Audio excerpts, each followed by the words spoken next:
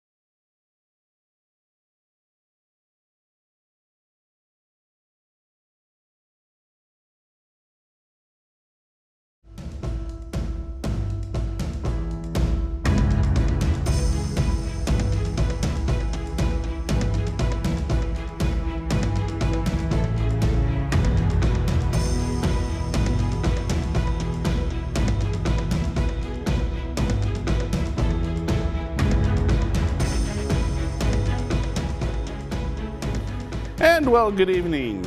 It's election day, which means you're probably here to find out just who won. Polls have just closed. I'm Bill Visser, your host, and I am going to be sitting here tonight trying to kill time while we wait for numbers to present to you at home. And welcome also to those of you who are joining us on our streaming on YouTube. And something we don't do on it very often, but I'm glad we're doing it for tonight. Just gets more people to be able to see what's happening. But the good news is you don't have to listen to just me. I'm joined tonight by three very capable commentators and analysts who are going to help me decipher what is happening this evening.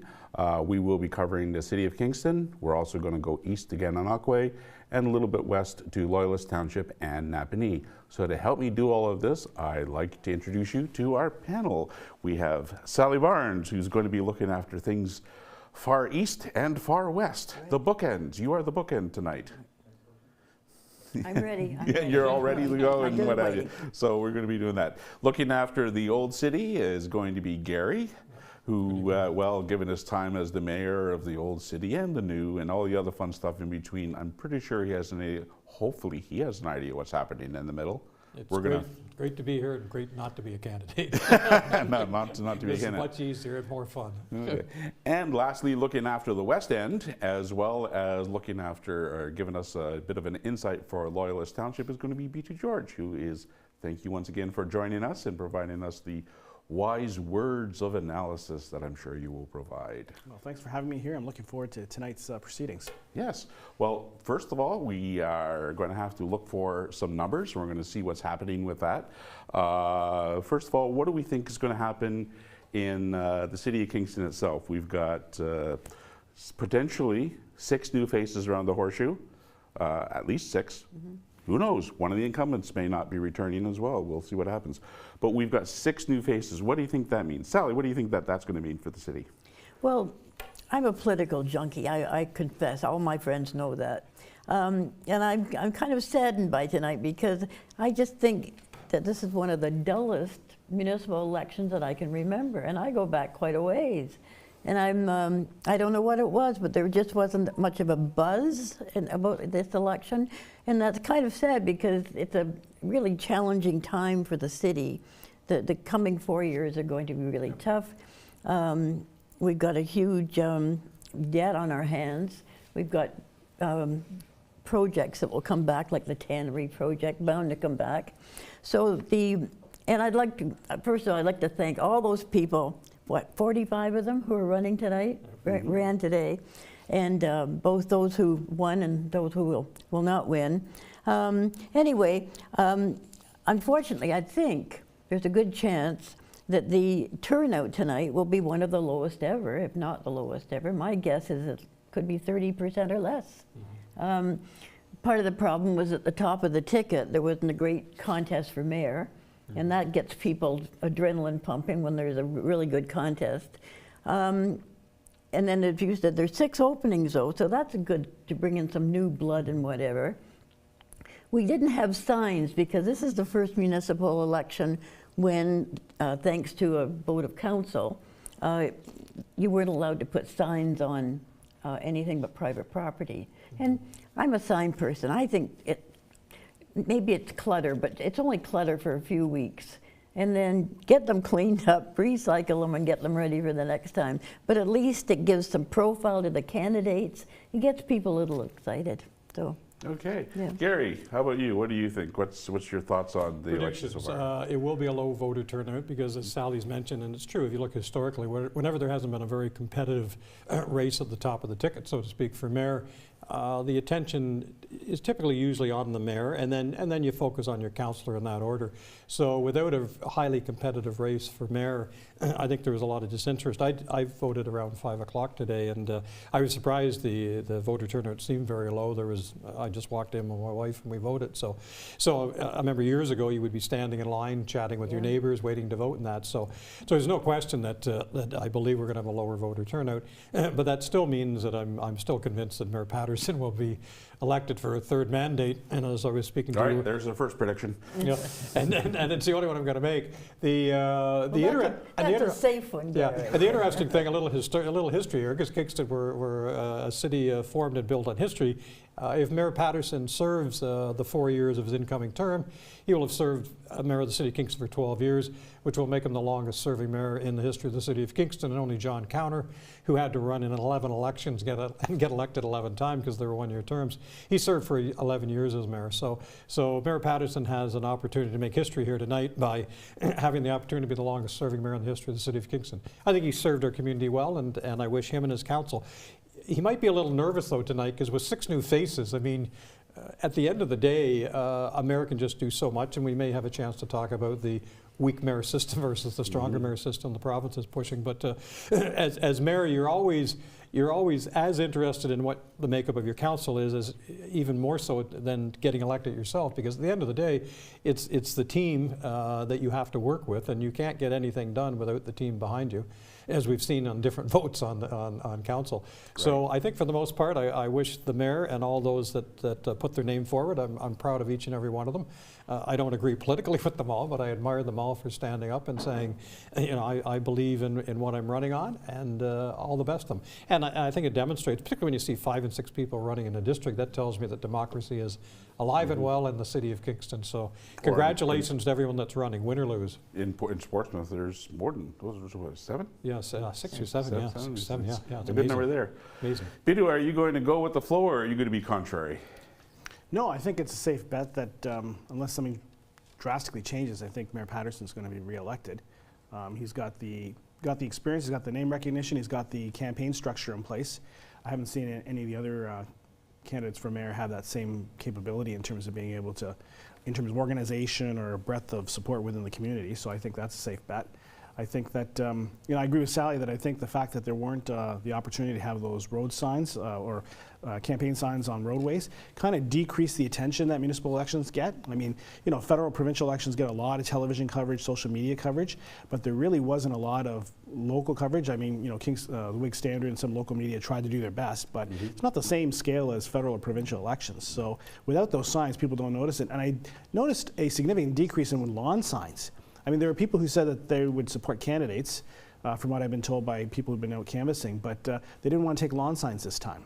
So there's a decrease there too. So that kind of understates the level of support that candidates have, because in the past, if you had a lot of support within a given area, you could tell by how many lawn signs were in a given neighborhood or something like that. But now it's like, you know, the odd one here and there. And or as I noticed on my street, I actually noticed one lawn had 2 candidate signs. Well, that's the interesting thing. You get 2 candidate signs. Now, I mean, I guess if the candidates are kind of aligned politically, then... Well, they were not. Well, this is the interesting thing. And you see those things, right? People voting for one person for mayor and then somebody else for city council. And I'm scratching my head saying, okay. No, these were 2 council positions. Oh. Well, that's just that's quite normal at our house. It's a husband and wife who don't agree. The wife is for one, the husband's for the other. Unfortunately, maybe that's the only argument you have every 4 years. No, I had one couple where they were diametrically opposed politically, but the issue was that they would, the husband would get the backyard to put his sign, and the wife would get the front yard to put her sign. So they each, they equal rights sort of thing, and that's a true story. So anyways, we wish, but the issue of signs is interesting, because as soon as you cross the border into Loyalist Township or into Gananokwe, you could tell that there was the election presence was there. I mean, there's a whole debate about whether or not signs are good for the environment. They're certainly not good for well, they're good for sign companies, but they're, but in terms of reducing the presence, I think we need to do everything we can to encourage participation, and signs is something that works. But there were fewer signs out. I waited to see what my neighbors were putting on their lawn. Myself, I just moved, so I didn't want to upset the neighborhood. So I just kind of waited to see where everybody was going. So that was a little safety in numbers, I felt. And I think it was especially crucial this year because we're still in the pandemic, and so we didn't get the debates that we used to have, and people would turn out to those, and that was kind of fun to see which neighbors were there and who they were wearing whose buttons and stuff. And I mean, we've done our darndest to take the fun out of elections. Well, we have, at a time when we should be trying to get more people involved and excited, we're throwing a wet blanket on it. It's just, it's really unfortunate. That sounds anyway. True. All right, so what I'm going to do is I actually have someone I'd like to have a word with too, someone who you will recognize and introduce in a moment. But what we're going to do is I'm going to take a quick break, do a quick interview, And when we come back, I'd like to talk about the other 3 municipalities that we're going to be covering and what we think is happening out there, anything of note, and what have you. So a few minutes to do some homework. Meanwhile, yes, I do have with us tonight Mary Rita Holland, who is joining us, has decided to bless us with her presence and join us and answer a few questions. So, Mary, thank you very much for coming down tonight. Of course. And welcome, welcome. Thank you. So, you're not on the ballot. No, how does it feel? It feels very strange. Yeah, I don't know if most people know, but I guess I've run 5 elections in 10 years. Mm-hmm. Been a part of 5 elections. Been on the ballot for 5. So yeah. At various levels. 11. Yes, exactly. Yeah. And so you've had some. You've a bunch of experience out of all of that. So after 3 terms as a city councillor, you are now retiring. 2 terms. Yeah. 2 terms. Was it 2 terms? I thought it was 3. Yeah. Oh well. All I remember is you were part of the group that came in when there were 6 new faces last time. So last time there were 6 new faces. We're going to have that again this time, at least 6. I guess the first question I have is, what do you think that they're going to be their biggest surprise? Yeah, that's a really good question. So I think they will have had what won't be a surprise is what's on people's minds, because they've all just come out of a campaign. And I remember that feeling, getting elected for the first time with a group of people, and we had heard the same thing when we campaigned. So that work early on of trying to figure out the priorities of council will be just as easy for them as it is for anyone who runs a campaign. But the surprise probably will come upon putting those priorities together and trying to find a way forward to achieve all of that, because you have a team of people you've never worked with before that now you have 4 years where you got to do things. That's right. Yeah. So that's good. I think that one of the things that I observed from the outside looking in was there was a fair bit of surprise for yourself and a few of your other new faces as to, wow, there's a much bigger workload to this job than I thought there would be. Yeah. Do you think that that's gotten any better over the last, 8 years for you? I do hope that it'll be better for this next group, because as part of the what normally happens with a review of the council workload each term, this past review revealed that many councillors would benefit from some support staff. So there will be a full-time staff member dedicated to supporting council. We didn't have that over the 8 years when I was doing the role. And so I hope that eases some of the burden. But things increase, demands increase, social media increases the accessibility of representatives, which is wonderful, but it also means that you could be on and engaged in these issues 24 hours a day if you wanted to. So I do hope that the new council will, in the early days, try to figure out a way to work which is sustainable for them. Yeah. Okay. Of your time that you were on council, what would you say is your proudest accomplishment? Yeah, I've been asked that in each of these sort of exit interviews I've done, and it's hard to say, not because I've done so much. I don't want to overestimate or demonstrate that I've been behind the scenes on a lot of issues, but the reality is we do work closely together, and so it often takes one member of council to initiate a motion and to bring it forward and to educate fellow councillors on that issue. And I've done that on a few occasions, and I'm quite proud of those occasions. So I guess that's what I would point to.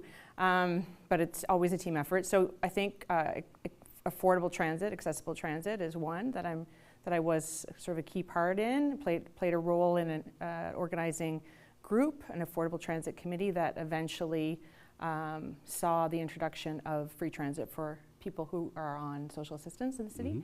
And that's made a huge difference, I know. And also for youth, so youth in the city can travel now, and also post-secondary students. We've expanded our programs from throughout secondary school, and then of course the post-secondary program exists as well. So I just think the transit use in the city, that's something that we can point to over time as a really important move, and I'm happy to be a part of making that accessible. Sounds great. Now, the other side of the coin. What is it that didn't happen in your time on council that you wish that you could have achieved but just didn't get to it? Yeah, well, so I'll answer that question very literally, specifically. I mean, there are many big things that we didn't get to that I wanted to get to, and more affordable housing would be a huge part of that, more social housing. Fluoridation of the water, and that's a slightly controversial topic, but I'm happy to bring it up, you know, as something to put on people's radar again, because public health was doing really good work to introduce for Kingston a water fluoridation program. 2/3 of the province have it. It's a really important health intervention. It improves, obviously, dental outcomes, and not everyone can afford dental care, certainly in the country and in this city. So we had done a lot of good work on that, but the timing was terrible because the pandemic came along and public health no longer had the capacity to continue that. All right, one last very quick question. What's on the future for Mayor? Oh, for me, wow. Really great question. I wish I had more to say on that. No breaking news, no spilling the beans. Well, if you do need to know, I can put you on the list of people to call when I find that out. But I'll hopefully continue to do some work in the teaching at Queen's or teaching elsewhere. I have a PhD in health studies, and I teach in the area of health equity, and that's something I want to continue to be involved in some fashion, teaching or work in many of the other capacities that people do that kind of community-based public health work. Okay, well, thank you very much for your time on council, your contribution.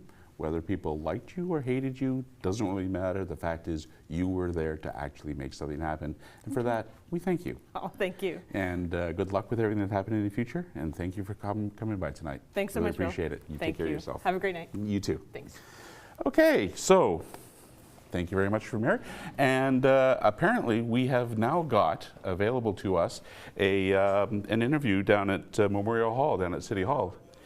Apparently they're all ready to go, so what we'll do is we will just take this moment now, and if everybody's ready down at Memorial Hall, which is at City Hall as we know, we've got Scott Myers, I believe, standing by with Joseph Dowser, I believe.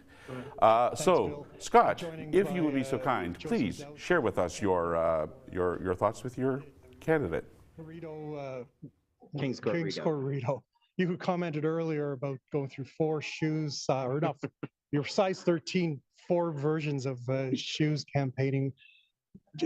How did you think it went going door to door to door? Well, first off, it was definitely an experience. It gave me a lot of perspective and opened my eyes on many other issues that were sort of under the radar. Going door to door, had no issues. A lot of people were very welcoming, and they were very open with their opinions and their comments. As to the part about my 4 pairs of shoes, the amount of distance traveled on our city sidewalks, which of course I was campaigning to repair, wore down many, many soles, many splits. So of course, each time when you go out to canvass, you put on a brand new pair of shoes in order to keep going. Going door to door, what was the biggest issue that you heard, and did it change your mind as you talked to more and more people from what perhaps you thought people were passionate about? Well, for the most part, because I live right in the Heights, I have a good perspective of what the community wanted to see done in City Hall. Some of the things that I was unaware of is that their reluctance to vote because they feel that they are underrepresented regardless of voting. I informed them that it would be in their best interest to vote for someone such as myself, who's more than happy to get right into the pit and get his dukes up and sort of to get the things done. With that, many people took the pamphlets and took more of an interest into the election process. Even today, I noticed at the start of this morning at about 8 a.m., only 1,000 people had voted in the King's Court Rideau, and by 3:30, almost 1,650 had voted. So I hope my efforts were a part of that. What did you do today to help motivate as a big increase from the start to the afternoon? Well, outside of having a megaphone, which I wish I had, I would have been standing in fields and in parks and screeching. But most of it was door knocking, just reminding people to vote. And those who didn't answer, I put a card in the door and let them know that where the polling station is, and it would be in their best interest to vote for whatever candidate they thought was in their best interest, but at least get the process going. The numbers haven't come out yet. It's sort of hurry up and wait. If you are successful, what is the first thing you're going to do as the duly elected candidate in your district? Well, the first thing that I have promised everyone in my writing is that we need to restore the dignity and respect. Council needs to start taking things out of Rideau Heights and Kings Court especially to heart. When a citizen or a resident comes to City Hall and wants to put something forward, they should be given the same equal weight as any other district, instead of being looked at as if they're, like I said, a lesser citizen. And that was the first thing I would work on. The other thing was looking at the housing corporation. There needs to be a complete overhaul on the administration side of that. A lot of tenants in there have been fighting for a long time and have been living in impoverished positions. And it seems almost that their voices are being heard with their own landlord. In this case, it'd be the Frontenac Housing Commission or Committee. And that's one of my goals too. Whoops, it appears we've lost our connection. Oh dear. Okay, so apparently we're coming back here, and apparently we've lost our connection. But thank you very much, Joseph, for providing those comments, and Scott for doing this. Yes, we're trying something new tonight, folks. We're doing a little bit of remote reporting, and well, technology sometimes brings its fun. Speaking of technology, we also did a interview earlier today with Robert Kiley, who is the retiring candidate from Trillium, who will be has some thoughts about his time as well. So, guys, if in the control room, if it's got all queued up, why don't we play the interview that I did with Robert Kiley earlier today? Mr. Kiley, thank you for joining us. Hi, Bill. My pleasure. Thanks for having me. Great. Listen, so you have completed one term, and you're retiring now for your own reasons. What's your thoughts after completed one term? How did you find it? Well, of course, this was the council COVID, right? Or the council of COVID, I guess we should say. So it was perhaps different than I expected, because I never thought that we would be doing half of our term electronically, virtually through Zoom, like you and I are interviewing right now. That's true. So that changed the dynamic quite mightily. But all in all, I would say that this council demonstrated that politics can actually be positive. And even when you disagree with colleagues on issues of significance for our city, you can do so in a way that's respectful and kind. And if anything comes out of this term, that's a great message for our city. Okay. Speaking of this past term, what is the one thing that you would really like to be known for as getting done? Myself personally, or our council as a whole? How about both? Okay, well, I was very happy to move the climate emergency in March of 2019, and all of council supported that unanimously. And of course, that was only a symbolic motion, but it led to, in my opinion at least, a lot of substantive policy change, including always now going forward, Kingston will have to have a climate lens on decisions made around development, transportation, parks and rec, and knowing that reducing greenhouse gas emissions is one of the primary challenges of this generation is something that I think I've had, a small part in helping Kingston think about. And then in terms of our larger council, I think that really realizing a lot of ambitious goals like the active transportation master plan, voting to implement ranked ballots, which was a movement of democracy of the people of Kingston that voted in favor of that in the last referendum. But unfortunately, as we know, the provincial government overturned that. And another big ticket item, of course, being the third crossing, and this being the term where that finally wraps up, I think is rather significant as well. Absolutely. Was there anything that you had kind of wished would get done but didn't quite make it to the horseshoe, as it were?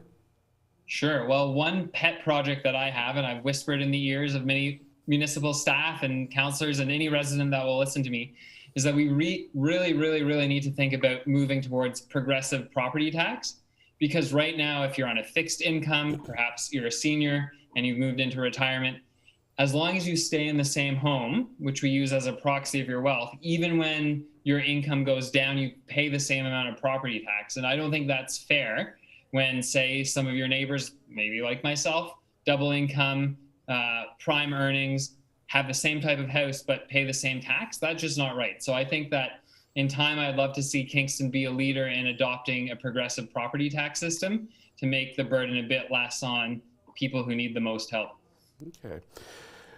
Your successor will be one of 6 new faces on the council horseshoe. Any advice that you have for them stepping into it? Well, let me just say maybe at least 6, right? Because perhaps other colleagues won't be reelected, though. That is true. I'm not here to pontificate on that. My advice to them would be make the most of every opportunity, because you never know what's going to come your way. Not to bring it back to COVID too often here, but really it was unanticipated that we'd have such a different term because of that. And we don't know what's going to happen tomorrow. So every meeting, every chance that you have to talk with your constituents and so forth, just go all in. That would be my main advice. It sounds really great.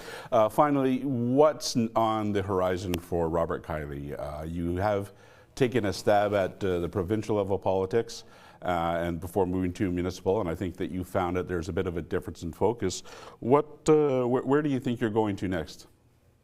Well, I'm a teacher. I teach just up the road from where I live at Bay Ridge Secondary School, and I want to give a quick shout out to my students who hosted the only in-person mayoral debate of this election cycle a few days ago, which was really great. They put anything to do with that? Lightly, we'll say that. They did all the hard work. They asked the candidates really good questions and showed that the next generation of Kingstonians are going to hold politicians to account, which we have to be happy for. So I'll keep working with my students and keep getting them involved in the civic process. And to be honest, Bill, we're having a baby again. So we're going to have two under 2, which is quite intense. So family life will heat up for a while for me, and then we'll look down the road and see what happens. But like you said, I've done provincial and municipal and helped with federal politicians. So I hope to contribute in some way in the future to the civic discourse in our community. Well, let me extend my congratulations on the forthcoming addition to your family, and thank you. having been there myself, yes, the fun that goes with it. And I am definitely looking forward to seeing your name in the news and upcoming things in one way or the other, whether it's up front or behind the scenes. And thank you for getting your students involved, because I think it's fantastic that the youth are getting involved now, because let's face it, they are our future. So. No, absolutely, I agree. And pay it forward. There are teachers at my school, which was also Bay Ridge, actually 20 years ago, that got me involved. And I think if we know that is our responsibility to hand it to the next generation, as cliche as it might sound, then we're going to be in a better place. At least we can hope. All righty.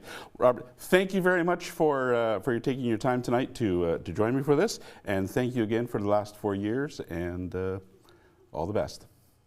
Yeah, it's a pleasure. Thank you, Bill. Okay, so as you can see, we've had a wonderful little chat with Robert, and again, congratulations on everything that's going on. So, panel, what do we think? We've had a chat with Mary Rita Holland and Robert Kiley, 2 retiring councillors, as opposed to being retired, I suppose. Anything that we wanted to add to their thoughts? Any thoughts that you had based on their comments? Well, I've seldom agreed with Mary Rita Holland, I must admit. But she was hardworking, and she was one of only 3 out of 13 members of council, 3 women in the whole council. So to lose one is significant. And of the 3, 2 of them, in fact, aren't running again. So only Councillor Osanic is the only woman who's the incumbent. So I didn't have time to go through all the list of candidates, but it occurs to me that there probably aren't that any more women running this time than in 2018. So that doesn't bode well. I think everybody agrees, anyway, in this prestigious group, that we need more women in politics. So as I listened to Mary Rita, I thought, gee, this is kind of one thing that's happening that's not especially good. So nothing we can do about it at this point, but anyway, there might well be a nice surprise tonight. Maybe we'll get 50% of the new council could be women, and we'll see where that goes. See what happens with it. Who knows? And it's unfortunately also a sad commentary on society, the fact that it's an observation, the split between male and female on it. It really should be nothing. It should be a non-issue, in my mind. But unfortunately, it still isn't. And it's part of the evolution, of course. That many of the women who are running are newcomers to the process, and and don't have the profile that some of their male competitors have in the community. So it's a slow, painfully give it slow time. process. Give it time. Gary, anything that you heard both? Listening to Mary Rita Holland and Robert Kiley. And don't forget Joseph Dowser until we lost the connection. Well, yeah. But in terms of the two retiring councillors, I didn't hear any regrets. I think it sounded as though they were very proud of what they were able to achieve. I think there was a lot of honesty in their comments because they indicated that there were a lot of things that they didn't get done that they would have liked to have got done. And that's the reality that kind of lands on you once you get elected, because me and Sally were talking earlier about the fact that when you listen to a lot of people running for council, they're going to change the world. And once you get in the front door of City Hall, you realize, well, you're not going to achieve everything you want to achieve. The key to it is identify those things that are extremely important to you, identify your priorities, and really, really work on them. I've had the same conversation with the mayor. I said, everything you want to achieve, you're not going to achieve. It's not going to happen. You have to kind of decide where your priorities are, focus on those really important votes, and that's what your role is as mayor. So, but I think at the end of the day, good for the two retiring councillors. They served the community well, but at the same time, they've moved on in their careers. They've given other people in the community an opportunity to come forward, which I think is great. We haven't seen a lot of long-term serving councillors. I know years ago it seemed as though it was the same faces for decades, sort of thing. So we're seeing a lot more new faces on city council. And I tend to agree with Sally on this whole issue of the gender balance. I think governments, if we believe in representative government, then our government should be representative of the societies that elect them.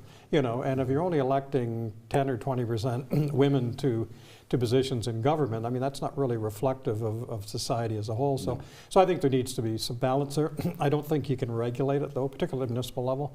I know the parties at the provincial and federal levels try different ways of trying to ensure that they have that gender balance. But I think municipally, it's always been the last bastion of the truly independent politicians. So I'm hoping we don't go down that road of suggesting that you have to be of one gender or another to be able to run, because we have to insist on a balanced council. But at the end of the day, no, I think the more your councils are representative of the community, I think the more balance you get in terms of their views and their positions and the decisions they make. So that's why, in terms of Sally's comments, I agree completely with her on that. There's a couple of thoughts that you had that I want to kick into, but you know what? We're going to hold off on those until later on tonight, because right now I want to hear from Peter. What did you think? You heard the interviews, you've heard the other comments. What would you like to add to the discussion? Well, I was pleasantly surprised that neither Mary Rita Holland or Robert Kiley expressed any concern about any political divisiveness, given the environment we're in with social media and just that whole echo chamber. I know when I was on council, I mean, you had email, you had some phone calls and stuff, but it wasn't as pervasive as social media is today. So I've always wondered how the politicians in this social media generation are able to handle that, feedback, negative or positive, from the public, especially the negative. I found that when I was on council, if you're doing a good job, you weren't getting a lot of feedback on that. Everybody loved you. Yeah. Well, like to think that, but we like to think that. But I mean, if you were, doing something wrong or something like that, then you got the feedback. And I'd come to a council meeting, and then I'd come home, and my voicemail would be full with people who are watching me on council, and they're leaving voicemail messages saying, "Why do you disagree with that?" or "I oppose that," or whatever. And I'm like, and the meeting could have ran to like maybe 12 or 1 o'clock, depending on what the issue was. So you come there and you hear all that negative feedback, and it's like, okay, if that's all you're getting, then at some point, if you're not getting out in the community and talking to other people and hearing another side to it, then I can see how it starts to kind of affect your ability in terms of being able to get out in the community, advocate for your positions, maybe second guessing yourself. But I was really happy to see that neither Mary Rita Holland or Robert Kiley didn't seem to express concern about that. I mean, I'm sure they must have encountered some negative comments here and there, but clearly wasn't sufficient enough to say, oh, this was so intense and I couldn't handle it and, affected my family or anything like that. We're hearing that from other politicians in other countries and other levels of government where that's apparently the issue, but fortunately we have something positive here. In terms of the demographic representation, I guess, come from my perspective, I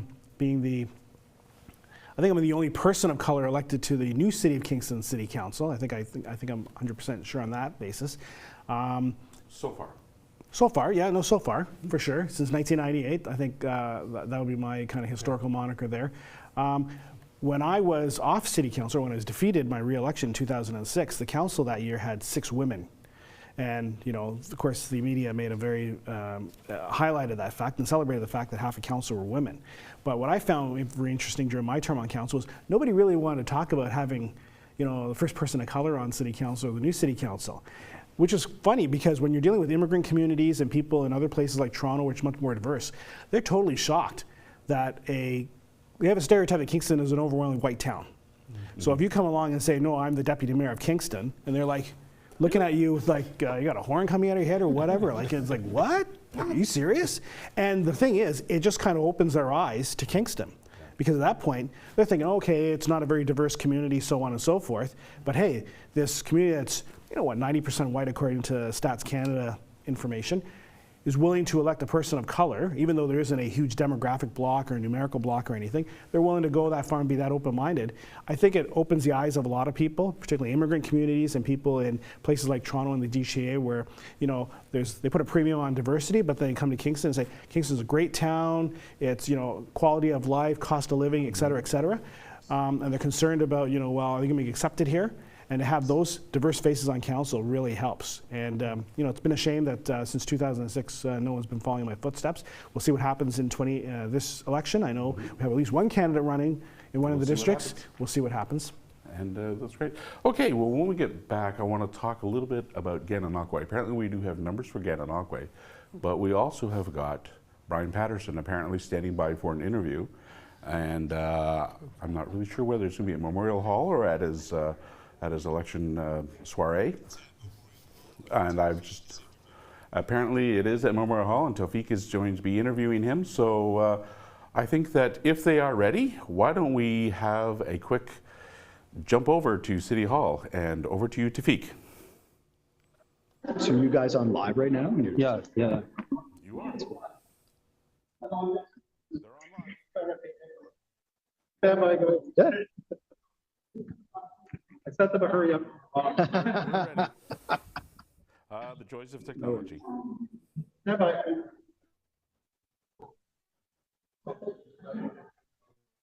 Good evening to you, Bill. Actually, we are joined now by incumbent Mayor of Kingston, Brian Patterson. How are you? Thanks for being with us. Thank you. No, it's great to be here. Actually, I would like to know how did the campaign go with you? Well, I mean, a campaign is the most interesting, exhausting experience that you can ever have. I mean, just the sheer act of knocking on thousands of doors, talking to thousands of people across the community, hearing firsthand their concerns and what their priorities are. You know, it really is energizing and exhilarating as much as it is exhausting at the same time. So, I mean, I think I would say overall, I mean, I think it was a good campaign.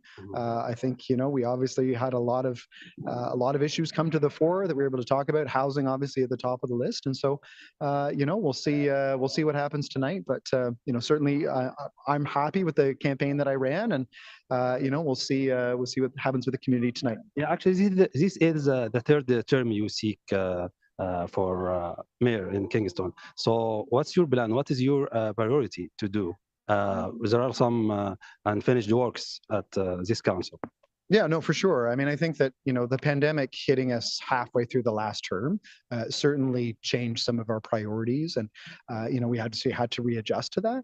But I think that, you know, clearly, you know, my priorities are very much in line with what I think I heard at the doors, which is number one, housing. So increasing the supply of housing across the community with a special focus on, you know, lower cost, more attainable types of housing, obviously more affordable, subsidized housing. I think that's critical as well. So there's lots of different projects and measures that we can take on that front. Also heard a lot about healthcare, about family doctors and needing to attract more of them. And so, so I think, you know, there's a real focus for me on more community level partnerships where the city can partner with other organizations and other levels of government to be able to meet the needs of people in the community. But what's the pressing issue in Kingston you will work on? Housing. Housing. Housing, housing, housing. I mean, that is by far the number one thing that comes up to the front. And it really, I think, connects into, just concerns about the rising cost of living, right? So that's what's top of mind for people right now. And so there's a number of different things that I'm proposing to help tackle the housing issue. But to be clear, this is going to require action from the provincial government, from the federal government, from the private sector, from nonprofits. This is a community-wide battle that we've all got to partner on together, and so I'm excited to get to work on it. So, what did you learn from door-to-door? What did you learn from door-to-door campaign? Well, I mean, I think that the best part of going door to door is hearing directly from residents what's on their mind, and so again, housing came up more than anything else. Healthcare. Needing a family doctor came up a lot. I mean, obviously other, sometimes more neighborhood concerns, sometimes lots of issues about roads and just need to repair more of the roads, which is great. I mean, obviously I hear that as well. So I think that this is what's so powerful is that after election campaign, that whoever wins the mayor's seat and the council seats, that they've got a really good pulse about exactly what are on the minds of voters. Regarding the super mayor, what are your thoughts? The strong mayor powers? Yeah. Well, I mean, it's something that, I think it's worth taking a closer look at. It's certainly not something that I would dismiss out of hand. Obviously, if there's certain things, certain tools that the province is going to offer that will help, more housing to be built and help to be able to address the priorities that we're hearing from the community, then of course I would have a look at that. I think there's other powers that I don't think are necessarily going to be helpful in that regard. So I think it's a bit of a mix. It's something that obviously I've been very clear that it won't change the way that I lead if I'm reelected, that I'm a team player, that obviously I want to work with everyone around the council table. And so, ultimately, there's still lots of unknowns about if, when, and how such powers even would be granted. Thank you very much for being with us, Samir. Thank you very much.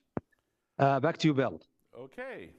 All righty. Well, thank you very much, Tafik. Great to hear from it. We have some numbers from Gananokwe that I think it's time that we take a review. So, guys, let's see the numbers. What have we got here? So we have, apparently John Beddoes is leading in Gananokwe, beating the incumbent. We decided it's pronounced Lejoiko. Hopefully we're correct on that one. But apparently he's got a bit of a lead there. And then we have the council positions. Now, this is interesting. I believe that there are 5 councillors and 1 deputy mayor, but the deputy mayor is selected from the pool of councillors. So they're having 6 people voting. So we have got 2 incumbents are returning so far, David and Matt. And then we've also got, 4 other new ones who are coming in and joining us. I think that pretty good spread. Well, pretty tight actually. Pretty good representation. Panelists, what do we think? How do we think that Gananokwe is shaping up? Well, I think it's not a surprise that Beddoes is doing that well. People with whom I've spoken in Gananokwe just in recent days thought that, in fact, he might well take this one. Mm-hmm. He and Mr. Loicho ran against each other in 2018, and Loicho won that one. But Beddoes hasn't given up. I understand he attends a lot of council meetings and keeps a really close eye on what they're doing. And so there was an expectation. He ran a tough campaign. He was very critical of the mayor. One of his main planks was he was calling for more transparency and ethics in politics. And the mayor was obviously the target of those remarks he was making. The mayor ran on his own record, citing what they're doing with the wonderful town hall and a lot of things they have been doing, and regretted that they hadn't got very far on the transit scheme. That was one of his big planks, but said that in the next term, if re-elected, he would keep that up. So Mr. Beddoes was quite outspoken on a whole bunch of subjects that got the, I think, interest of the public. So I don't think it will surprise people that he has the margin at this point that he has. We don't know how many polls are in, Bill, at this point. So we don't have the poll numbers, but from the numbers, it looks like a fair bunch of them are in. So maybe he, but we're not ready to declare. We don't have breaking news here on the panel. But anyway, it was a tough and I watched one of the debates out of interest, and I was quite impressed with Mr. Beddoes, quite frankly. And I think he has a little more charisma than the incumbent maybe. And I know that some people found the incumbent maybe a little arrogant. And the other person who was running, I found him quite interesting, Mr. Truesdell. He was going on about the Gananokwe waterfront. And I hadn't thought of it before, but it's magnificent along the St. Lawrence. And he was saying our waterfront has been a parking lot for 60 years. And when you think about it, when you do go down along there, it is all parking lot. So the Gananokwe's potential is unlimited. I think 20 years from now, some of us won't be around to see that, unfortunately, but I think Gananokwe will just be stunning in 20 years from now. I think overseas investors will get in there and pour money into it. And whenever I travel in the world, I come home and I think, well, such and such a place was wonderful, but man, no better than the Thousand Islands. I mean, it's a real gem, isn't it? Yep. And you should be running for the mayor of yeah, well. a great booster, but it is a beautiful community. Isn't it? Yeah. So that's very interesting. That's where it stands, and we'll just see when it's over. Bidu and Gary, did you have anything that you observed? Just a general comment. Or a comment. There's a wonderful little Gananokwe that has released some election results, and we're sitting here in the city of Kingston with a highly technologically advanced community, supposedly with a state-of-the-art vote counting system, and all I'm looking at are zeros. So I think in that front, I think Gananokwe has outdone us tonight so far. Anyways, in terms of election results, I think the previous election. Maybe just moving it away from the east over. Yeah, sort of. I mean, there's nothing wrong with dumping the ballots on a table and counting them by hand. It works. It always works, sort of thing. Anyways, I'll be sitting here patiently this evening, hoping that eventually there'll be some numbers on our screen. But congratulations to the city of Gananokwe for getting out of the gate and giving us some numbers that we can at least talk about tonight. Okay, Bidu, anything you wanted to add? No, I think that I think the interesting thing is in Gananokwe, you got the politics of growth, right? I mean, you've got a small community that's growing and it's changing, and I think that they're going to have that growing pains like we would have here in Kingston or any other municipality, and I'm sure the local municipal campaigns probably reflect that. You know, whether you're talking about the waterfront or bringing investment or new industry to the community, what type of downtown you want. Those are all debates that we're very familiar with here in the city of Kingston, and I think the candidates there, I'm sure, probably express their opinions on what changes they want to see and the type of change and whether they agree with the change that council is agreeing to or not. But it's a growing community. It's, you got a lot of people from out of town coming in and residing there and retiring there. A lot of tourism, obviously. A very attractive place, but I mean, even more so in terms of tourism. So, it's growing by leaps and bounds, and I think they're going to have those pressures of being a very attractive place, but maybe not having having a lot of tourists and visitors, kind of like Picton, but having a small community, in terms of a year-round population. And how do you manage that effectively, And that brings this whole host of challenges in terms of those sorts of situations. So I think it's interesting to see how that unfolds on a much smaller scale in terms of the town of Gananokwe. Okay. I was fascinated. Go ahead. Can we give you a couple more minutes on Gananokwe? We have an interview standing by. I can hold it. We will hold your thought then. Okay, in that case, we do have Skylar MacArthur. Skylar MacArthur Obanes, who is standing by with an interview. I'm not sure. Is it Tavik who's going to be doing the interview or Scott? I don't know. We're about to find out. So over to you down at Memorial Hall. Thanks for being with us. Yeah, thank you for having me. First, how did you find the race until now? It's been a lot of work, I'll tell you that much. To become a candidate in any of this, you have to become an expert at a lot of things very quickly. Building a website, getting to know the population, getting to know the issues better, and also being able to represent the people who seek that sort of representation in you. Developing your leadership skills as well. It's something that it took time, but it was just an amazing journey. What is a pressing issue if you elected you will work on first? Yeah, so I think the first thing right away is modernizing the local government. I think that's the first step because that's how we solve all the other issues. So it's part of a whole bunch of other issues. You know, there's the housing, there's the unhoused, the homeless. Those are all issues, but you know, if we have the local government working at a peak capacity and more capacity to deliver the services that we need, then all those other issues will be much more simple to solve and much more transparent for the population to see exactly how we're working on them. What did you learn from door-to-door campaign? I learned that there's a lot of passionate people out there, but a lot of people did feel that there's a disconnect sort of between the regular people and the way that things are currently going in the city. So I found that there was a lot of people who felt like their voice just wasn't being amplified and being heard properly. But truly a lot of really, really inspirational people out there that have some amazing stories. You're still young, but you are brave to to go to this to run for this position. So, how did you find that when you talk to people? You know, it was a mixed bag. A lot of people really at first just discounted me on the premise that, you know, I'm young. I'm not the prototypical mayoral candidate. You're usually looking for someone who's very well established in the community, who's older, and, you know, has a lot of monetary resources. I didn't fit that picture. But the thing is being different gave a different look to what the government can look like. And a lot of people, once they got to meet me and talk with me, found out that I do share a lot of the values that they do. It's just I might look different because I'm a different age. But there's a lot of people who were younger and saw me as like, wow, you know, if he can do this, maybe I can too. So I think it really helped to inspire a lot of people, break the sort of stigma around you've got to be a certain type of person. You can, if you have passion, you're willing to listen, I think anyone can make a huge impact. There are a lot of unfinished works at current council. So what you are aiming, if you elected, to get it done first? I think one of the first ones that we need to look at is a lot of the road construction that's going on right now. Particularly, I know a lot of people, Front Road is a big issue.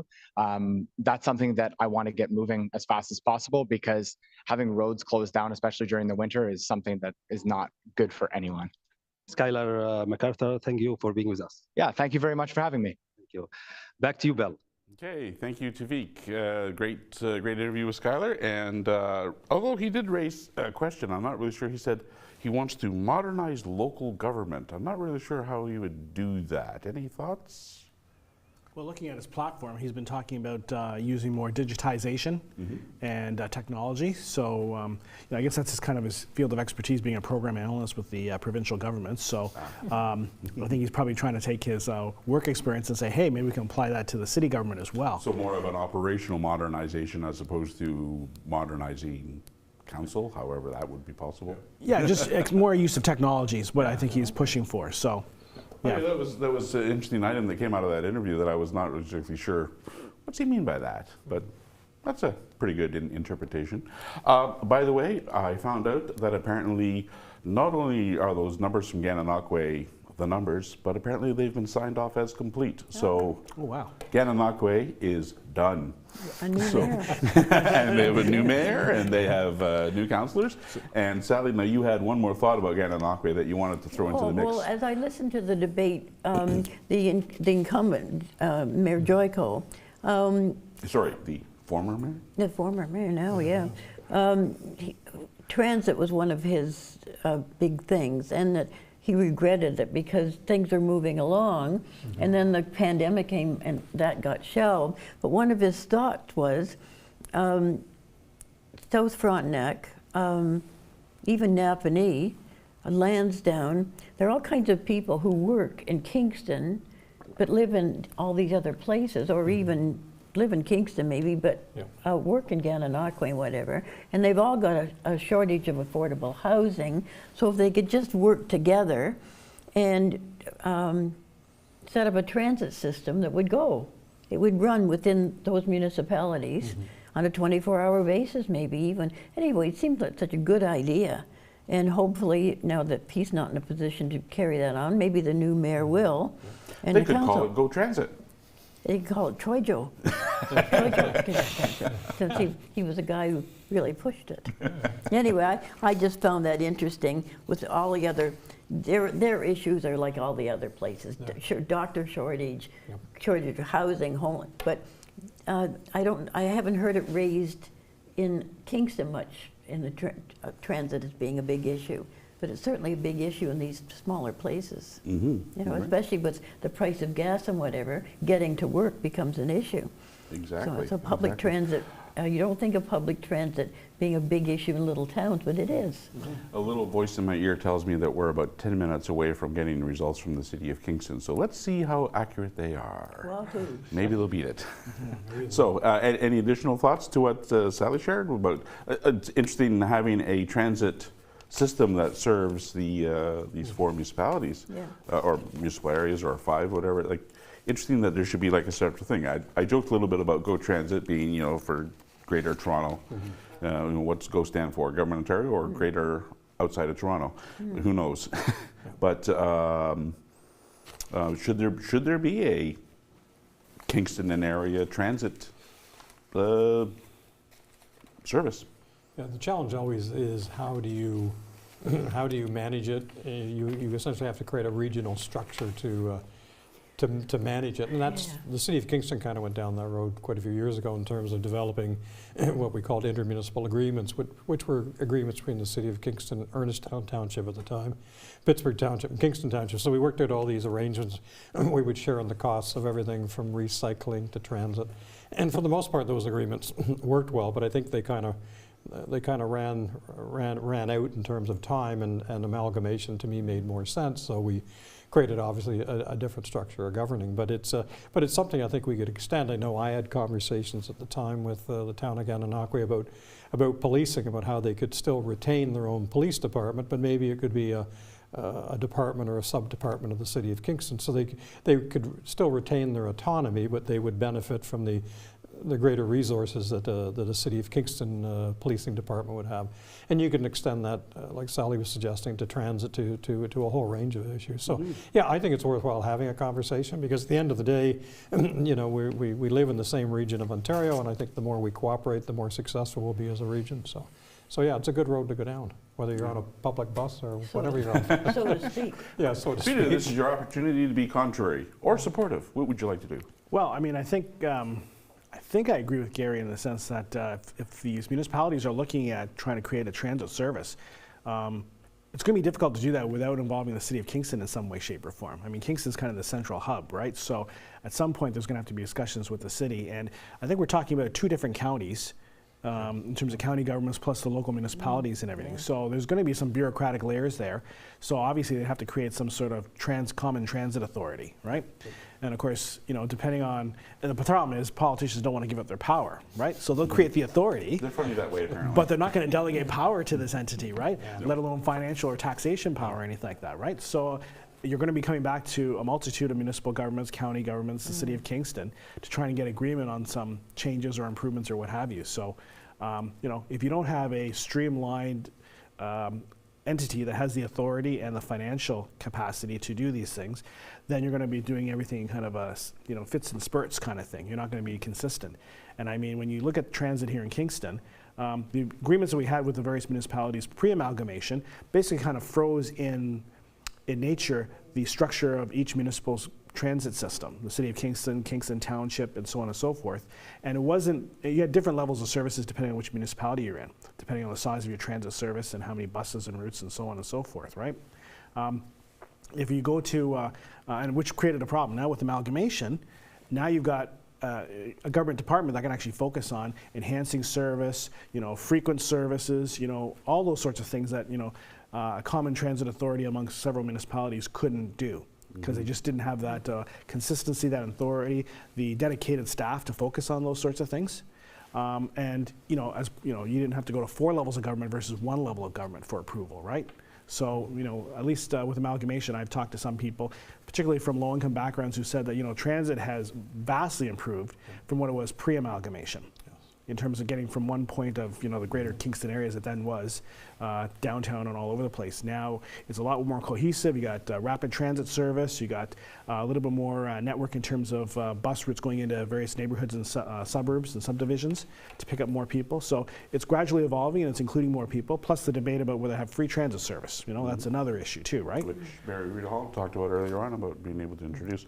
Although it's interesting though with the whole transit question, with everything else that's happened with the increased service and the express routes and everything that's happening like that, there are still some sections of town that could use some additional help for specialty events, for example. I'm thinking myself, Grass Creek Park, for example. There's a lot of activity that happens out there during the summer, but they've got no service. Like, is that the next step that we should be looking at transit in the city, of saying, bring in specialty services during the summer, or when there's special events at Grass Creek, or out in the West End, or up in Countryside even, whatever. If there's specialty events, should transit be looking at putting on specialty runs? What would happen with that? Well, I could look at that. I mean, obviously there's budgetary issues, there's staffing issues, right, which is a challenge right now in terms of making sure you have enough drivers and staff to run the existing routes, right? But certainly you want to have a transit service that, serves people where they're going, and if there's a sufficient number of people, and I think that's really the operative issue, is how many people are we talking about? Is there a sufficient number of people on a regular basis who want to go to a certain destination? Then it's a lot easier to justify creating a transit route or providing that service. Or put the route in, and then maybe more people will go. Well, yeah. Chicken and egg argument, right? Chicken and egg. Speaking of chicken and egg, the question that was asked earlier on well, we don't know yet, haven't seen the numbers yet, but the incumbent mayor, let's just go with that. The incumbent mayor was about the super mayor powers, and we joked a little bit about that earlier on. And one question that I had was, if they become a super mayor, do they get a cape and their own theme song? is the question. What do we think about the idea of a super mayor? Is it time to have them in Ontario, or what about in Kingston, or would that go against how Kingston seems to be working so far? What do you think? I'm going to reverse it. I'm going to start off with Bidu. Give him guys chance first words in on this one. For sure, yeah. I think that, I think it's interesting what they're trying to solve, because I think if the intention here is to have a more empowered mayor to try and deal with roadblocks associated with planning and development, that doesn't really address one of the root causes, because the root issue is developing that community consensus in favor of development, right? The holdup seems to be public opposition to a development proposal, and then city council is getting very skittish about approving that because they're afraid of not getting reelected, right? So that seems to be the hesitancy here. But on the grand picture, they're always saying, oh, official plan, yes, urban growth strategy, here's the limits and everything. But when it comes to individual proposals in various neighborhoods, it becomes a problem. So I'm not so sure if the strong mayor model is going to necessarily solve that problem. I think you potentially have a situation where if you get somebody who's, let's say, not focused on development, and they become the mayor, well then, what are you going to do then? Right? If they're not in favor of development, they're not going to use that authority to move things along, then it doesn't really help. I've always wondered, though, how we justify in Ontario having a political system where we got one member of council who runs citywide and represents, a large number of voters, but yet comes to the council table and only has the same level of voting power as a district councillor. This would be like the President of the United States running nationwide and being a member of the Senate and having the same voting power as the Senate and no special powers. Like, who would ever want to who'd want to run for president? I mean, at that point, you'd be like, oh, I'll just be a senator from some small little state, because guess what? I only have to represent 435,000, not 331 million people, and spend all this money and raise all this money and stuff. So I think it's good that the province is looking at how to try and balance that out. I don't know if this is the right balance based on the details. So initially it was supposed to be just for Ottawa and Toronto, and now there's rumblings that they might try and expand it province-wide. So that's my understanding is after the election, I'm going to give it about a year and then see about expanding it. And whether it's province-wide or whether it's in select municipalities also makes for interesting thinking. Like, to me, that says that, oh, if you put it in select municipalities, does that mean that there are municipalities that you are targeting for a reason? Since apparently the override is supposed to be done on items that are flagged as provincial priorities. What are you talking about? Let's wait and see what happens. We'll see what happens. Okay. All righty. So I don't think we've seen the numbers yet, but I believe that we are almost ready for an interview with Jimmy Hassan, who's running out in Trillium. And if the guys in the control room can let me know, are we ready with that, or do I have one more question for our august panel? One more question for the august panel, apparently. So, carrying on with the super mayor, carrying on with the super mayor. Any other thoughts? Any things that? Well, someone who has been mayor. I was going to say former mayor. Was sat there and struggled with the very things a bit too was raised. Yeah, because you'd ask yourself a lot of nights. You're only elected with a wider mandate, but you really don't have much more power. As you go, I used to sit there and go through the Municipal Act and say there's going to be a chapter missing here in terms of all you are as mayors. You're the head of council. I mean, that's it. Is it time we bring in deputy mayors for an area? At one time, a mayor of a municipality could call out a posse. Now, it didn't say what you did once you called out the posse, but the idea of calling out a posse sounds kind of like an interesting power. I doubt if they're going to put that back in the mix. If it was me, I'd throw it back in there and just see what happened. But I think at the end of the day, I think the real issue for the government of Ontario is they like the idea of having weak municipalities. You know, they don't like strong municipalities, you know, and their relationship with the City of Toronto is oftentimes an uneasy relationship. So they'll be cautious in terms of the sort of powers they're going to give municipalities, because they're not going to want municipalities competing with the province in terms of having broader mandates and that. So they'll be careful that way. But no, there are a number of powers that I can think of. I think it was in British Columbia, the mayors out there at one time, the mayor would have a veto over any decision a council made. So if a council makes a decision and the mayor thought, like let's say the Davis Tannery situation, he said, well, there's probably a couple of councillors, maybe with a little more information, we might be able to turn that vote around. So let's just pause for 30 days. It gives the mayor and the public an opportunity to debate things. And it's really a pause button is what it is. It's not really a special power. But I thought that was an interesting power that the mayors in the province of British Columbia used to have. I don't know if they still have that or not. But that's the sort of thing I would see as an ability to kind of influence council without controlling it. I mean, it's a fine line. Because the reality is when you're elected mayor, you're going to elect 12 district councillors tonight, but they're going to be district councillors for 5 minutes, and then they're going to turn into mini-mayors, okay? And you're going to have one legitimate mayor and 12 mini-mayors, because I've been there, and it's an interesting process. I think the mayor does need some stronger, well-defined powers, but they need to be powers that members of council respect, because at the end of the day, if council respects you and works with you, and I think Mayor Patterson, I was very impressed with his comments about the fact that I'm a team mayor, you know, because that's what you want to see in a community, and that's why I think he's been successful in getting things done. He hasn't got a lot of things done. In fact, I congratulated him one night when the vote was 12-1. I said, I never had that. I said, I had a lot of close votes, but I never had 12 members of council vote against me, and I can't remember what the issue was.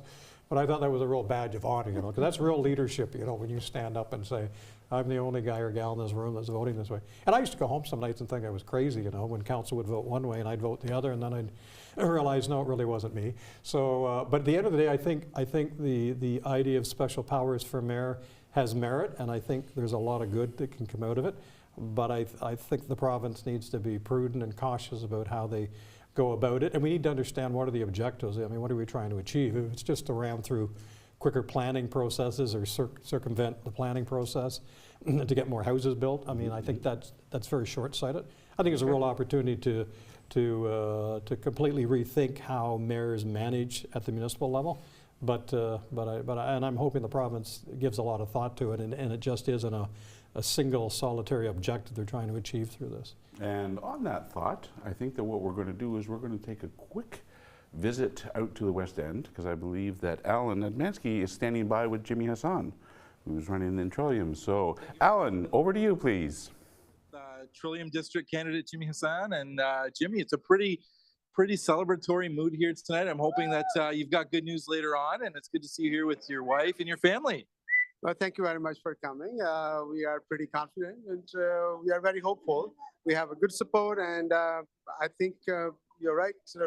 It looks like then I will be in. It's been a long campaign for you. How has it been? How have you found it being out there talking to everybody? It's 4 years long campaign. We are pretty exhausted and tired. I put the team together, my young volunteers standing behind me, my wife, my family, and all the friends you see here. They put a lot of efforts. It was tireful. It was a good competition. We tried to knock every door we could. We took a 6th round of dropping flyer, rather knocking doors. We met hundreds of people, and it was a good experience. The difference was the last campaign and this campaign. that soon as you knock the door, people see you through. Hey, Jimmy, welcome back. We want to support you. We want to, we want you to represent us at the council, and this time is your time. So it was a lot of good feeling up there. Would you say that's probably the biggest difference this time around compared to last time? Is last time it was kind of people getting to know you, whereas now they knew you, they could put a face to your name, and they knew you when you came up to the door? That was one aspect, I think, but also I kept myself relevant. I stayed in the community because I care about the community. And I tried to do much I can, regardless I was not winning candidate, because becoming a councillor, it was not the goal. The goal was to know the community.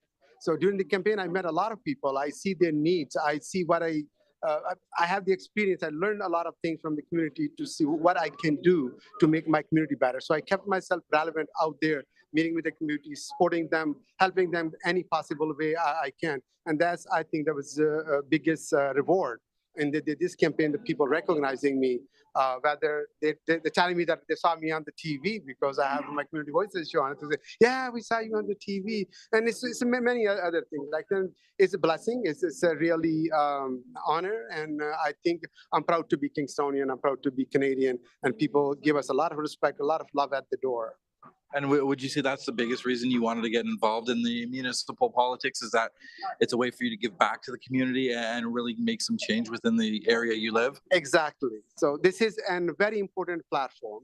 Since I become a Canadian, I learned that civics responsibility, the civics obligation is a package of this, privileges and as a citizen, where you have rights, you have the responsibility. So I took both parallel to each other and took it serious, my responsibility. I think this is the best platform I can contribute equally, and I can prove that I'm competent equally with everyone who born and raised here, even I migrated here. This is my country and I care about it. This is my people, this is my community, I care about it. And I want to contribute to make the city a better place and our community better for our children and our coming generation. Even myself and people living as of today, I want to have the best community in entire Canada.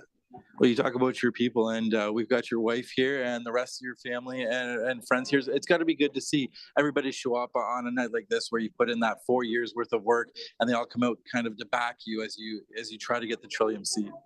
Yeah, that's what it is. So not only my own community, but the community at large.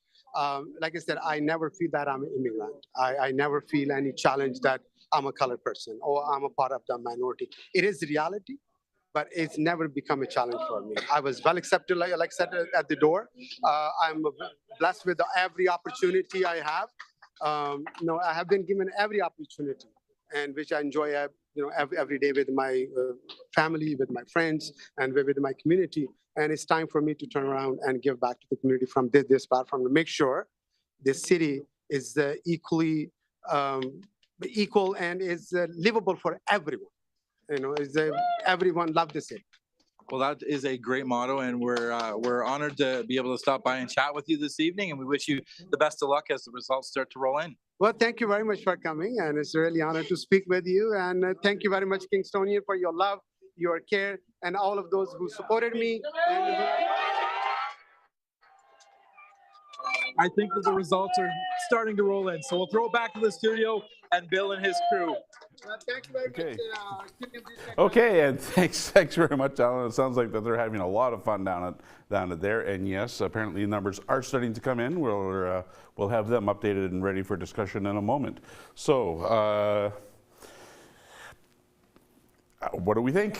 What do we think? What's happening? Well, Gary said there's some real nail biters here. Yeah, there's 2 or 3 very close ones and a couple surprises too. Jimmy Hassan is doing quite well. Yeah, it looks like Jimmy is probably going to be fine. 2-1. Okay. The ones that are closest are obviously Loyalist Gananokwe. What is there? 60, 70 votes between Paul Chavez and Jackie Collier. Yeah. So that's going to be one to watch for a while. And Wayne Hill, surprisingly, is not leading in his Lakeside district. I'd be very surprised. Yeah. Really? I mean, it's early yet, but it's like a 20-vote difference, I think, at this point. Yeah. But So I mean, it's too close to call, but it's still surprising. Yeah. And Peter Strout not leading in his district. The fact that there's 4 people running in that district, typically, at least historically, if you're the incumbent, and there's 3 or 4 running, you're generally okay. So I think Peter's got his hands full here. Once again, the numbers are early, but certainly a couple of surprises and a couple of runaway, certainly a couple of runaways, certainly at beginning with the mayor, which we knew was probably going to occur. He's running 73% of voters. I don't have the number of polls reporting. Do you have that, Bill? They don't seem to be providing that at this time. So we don't know if these are all. Actually, I'm taking a quick look at some of this, and none of the incumbents seem to be really strongly running away with anything. Yeah, only Lisa Osanic is very, very comfortable, but everybody else is going to have an uncomfortable evening for the next little while. Except for Gary Ustroff, who's probably gone to bed already. Well, good old. I met with Mr. Oosterhoff and congratulated him on running a great campaign. Sort of. But good for him. I mean, the fact that you're acclaimed, that generally tells me that people are satisfied with the quality representation, and Countryside's a challenging district to represent. Geographically, it's the largest district, so it's a lot of driving, a lot of walking to cover your territory. But Gary Oosterhoff has been, I think, overall a good councillor. He's brought a lot of progressive ideas. He's been very supportive of economic development in the Countryside district as well as citywide. So good for him. So I think he deserves a pass this time. I don't know what that feels like, but for anyone who gets in an acclaimed position, good for them. They must be doing something very right. Well, I think he's so popular. I think 2 or 3 other people looked at it and thought, nah, they weren't going to beat him, so take a pass on this one. He's very accessible, and he usually votes the way I would vote. There's a little personal bias here. I was disappointed that he was one of the 12 who voted to have Sir John A. Macdonald lugged off and put into hiding, but I understand that that council was under terrible pressure on that. It was an awful decision to have to make, given the kind of the blackmail that was going on behind the scenes. They were worried what would happen if they carried on, and better to deal with it, I guess. But I was hoping. Anyway, he's quite a reasonable man. And So the space that you mentioned there, Gary, like the large space, raises a question. I sort of raised it a little bit earlier, and if we can take a quick minute, apparently the numbers are just about ready to be displayed. Very quick question about deputy mayor. I've always thought that maybe we should be having deputy mayors elected at large. Perhaps one for the east, one for the west, one for the center of the old city. And now, most of the pushback I've ever received when I raised that comment has been, we don't want the Board of Control back. And I'm going, well, I'm not talking about the Board of Control. I'm talking about maybe somebody who can allow the district councillors to say, I'm really looking after the district, and then the deputy mayors, for lack of a better way of putting it, for each of these areas could be perhaps more looking at that area, and then the mayor looks at the big picture. I don't know. It's a tertiary thing. It could get interesting. It could get ugly. Is it time that the city, if for no other exercise, just looks at that and say, what if? Depends on whether you have the deputy mayor elected by the voters versus by council. Because when the Board of Control came into existence, the deputy mayor was elected. It was the top person in the at-large category was made deputy mayor under the Board of Control system. Then when that was abolished, council elected a deputy mayor. And I'm serious, I don't think the Board of Control system should come back. No. But I mean, obviously some municipalities that we're covering today have voters determining who the deputy mayor is as an independent elected position, right? Then after the Board of Control changed in the city of Kingston, then council elected a deputy mayor for a 1-year term, I believe. Yes. So, Leonor Foster, the council I was on, Leonor Foster served 2 years as deputy mayor, then I served the final year as deputy mayor. And we were elected by council. So then after that, in 2006, the slate or the group that came in and took control of council at that point was a lot more egalitarian. And they said, well, we're not going to have elections for deputy mayor anymore. We're just going to have this system where you put your name forward if you want to be deputy mayor. We'll divide up the 12 months into however many people put their name forward, and you can be deputy mayor for 2 months or 3 months or what have you. This rotating deputy mayor system, which I'm not really sure really adds any significance to the position of deputy mayor at that point, right? So. We've gone through some changes over a short period of time in terms of position of deputy mayor, so. Well, not to open an old wound, but I mean, maybe it's time to go back and look at citywide voting instead of having the districts. That would get rid of some of the NIMBYism, wouldn't it?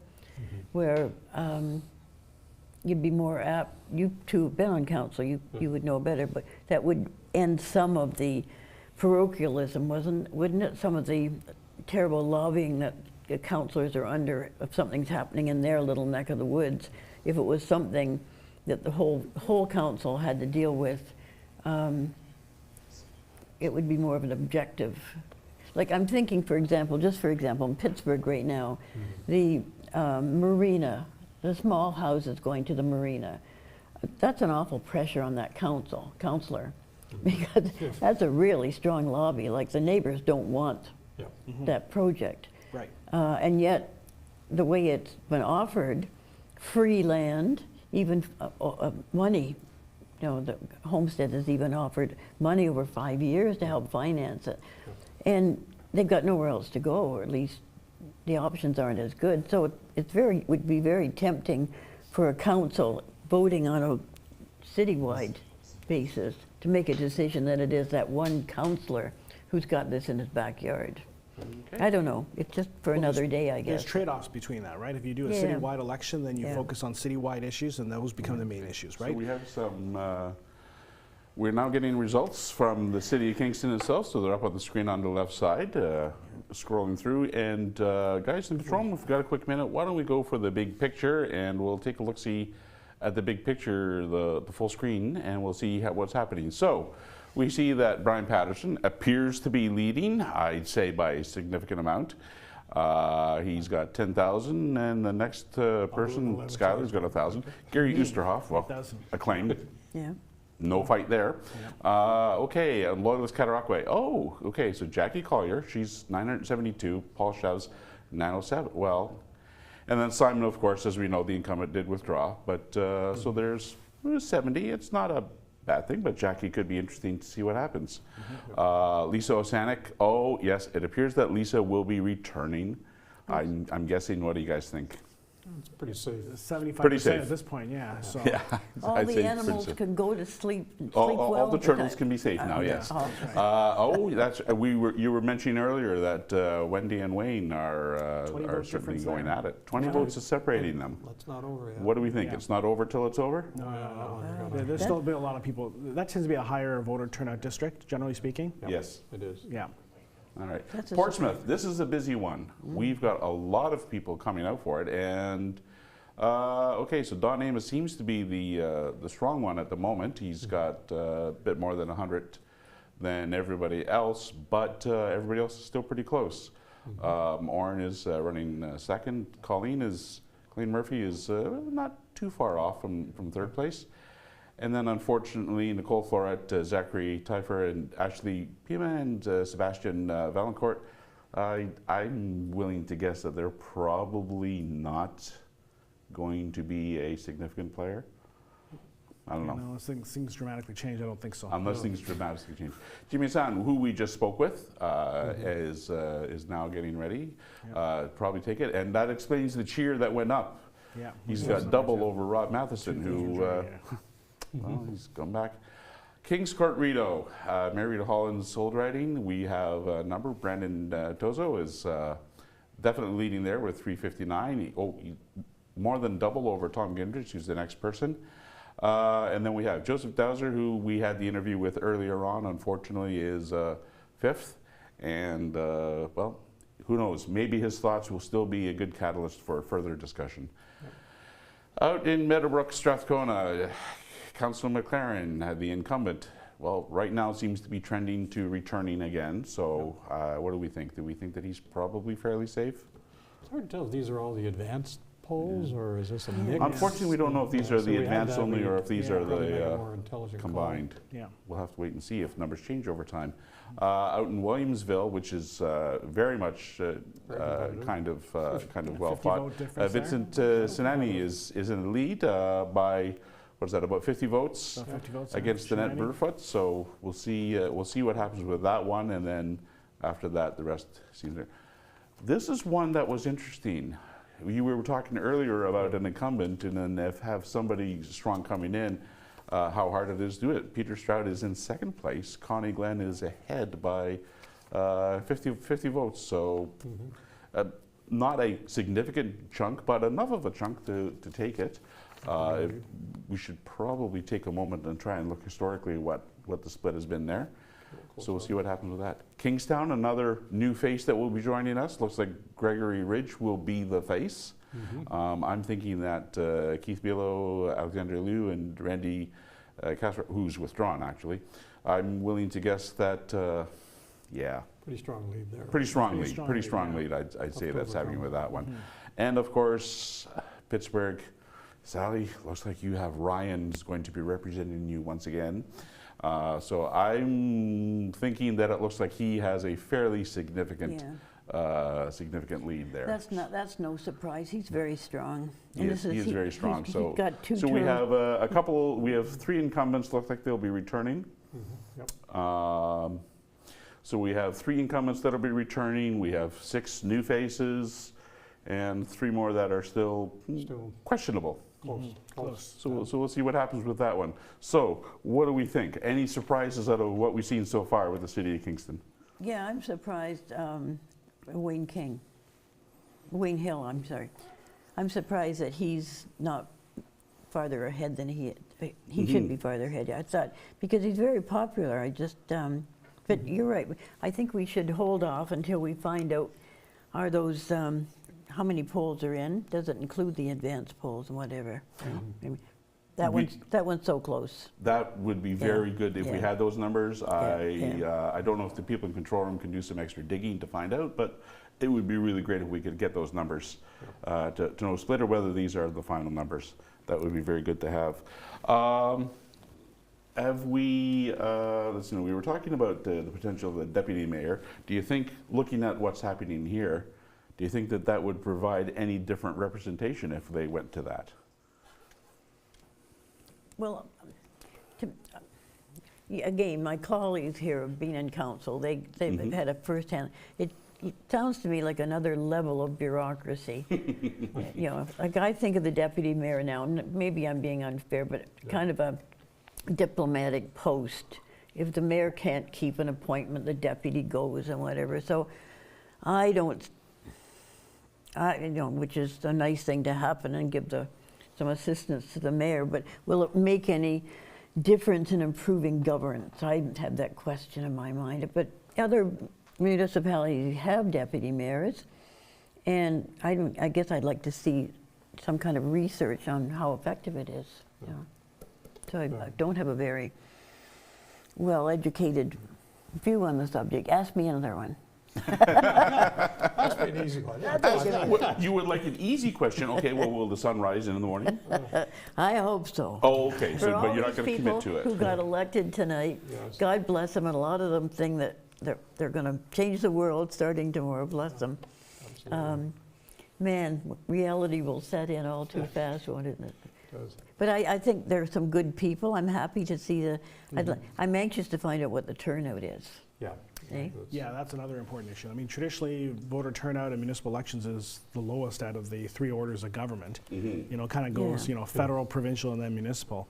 But then, this time around, like I said before, I didn't see too many lawn signs. We didn't have any signs on public thoroughfares, right-of-ways, and things like that. So there wasn't that same level of visibility. So we could have a very low voter turnout. And that means that, the number of votes that some of these councillors will need to get elected is probably going to be lower than in previous elections. Oh, I believe that. And the other thing, in addition to, there's no referendum. Yep. So that always bumps it up. In 2014, 39.5% was the turnout. Good contest for mayor. Plus, we were voting on the casino. And a lot of people had their knickers in a knot about that, as you will well recall. And then in 2018, 41.3%, when there was a good mayor's contest, plus there was a referendum on the ranked ballot. Right. 62.93% wanted a vote ranked. Whatever happened to that? Well, the provincial government came in and Yeah, don't do that. That was quick. That was quick. The big hand. Well, it's amazing how, the Ford government especially, they'll run a provincial election, get elected, and then soon after they take office, there's some sort of change at the municipal level that they announce that they didn't bother to, You think this present guy's it. a- But they're this so guy's busy. a But they're liberal? so busy, I think he's a working liberal, on. Yeah, they're so busy working on improving Ontario. At least they're getting the job done. Is what I tell you. You watch what'll happen over the next 3-4 years. You'll see things to get done. I mean, there are some parties provincially that can't even get anybody to run as leader. Well, But Gary, Gary was talking everyone's about gonna be the power of the province. I mean, the very expression, the municipalities are the creatures Creatures of the province. like almost like they're creepy crawlies or something. The province can step on it a Just moment's notice. Pull out the Canadian Constitution when you got nothing, when you want to read something interesting, go to sections 92 and 93, which defines the powers of the provincial and the federal governments. And the issue of the province being in charge of municipalities, it's in the same section where the provincial level of government is responsible for regulating saloons, taverns, and municipalities. So that's what we were thought of pre-Confederation, okay?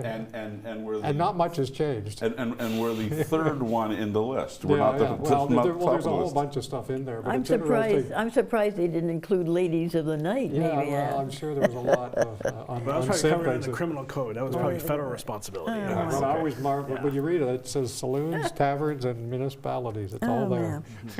So there we are.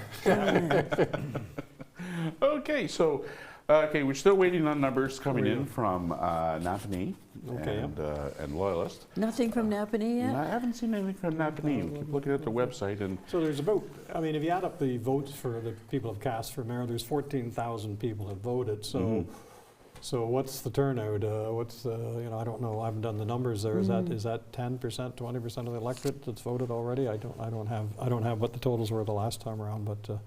Because what are there, 60,000, 50,000, 60,000 Something voters? like that. The number 60,000, so 612. Well, in 2018, Mayor Patterson had, I think, 23,708 votes is what he needed to get elected. So, I mean, he's sitting at 10,000 now. So, I mean.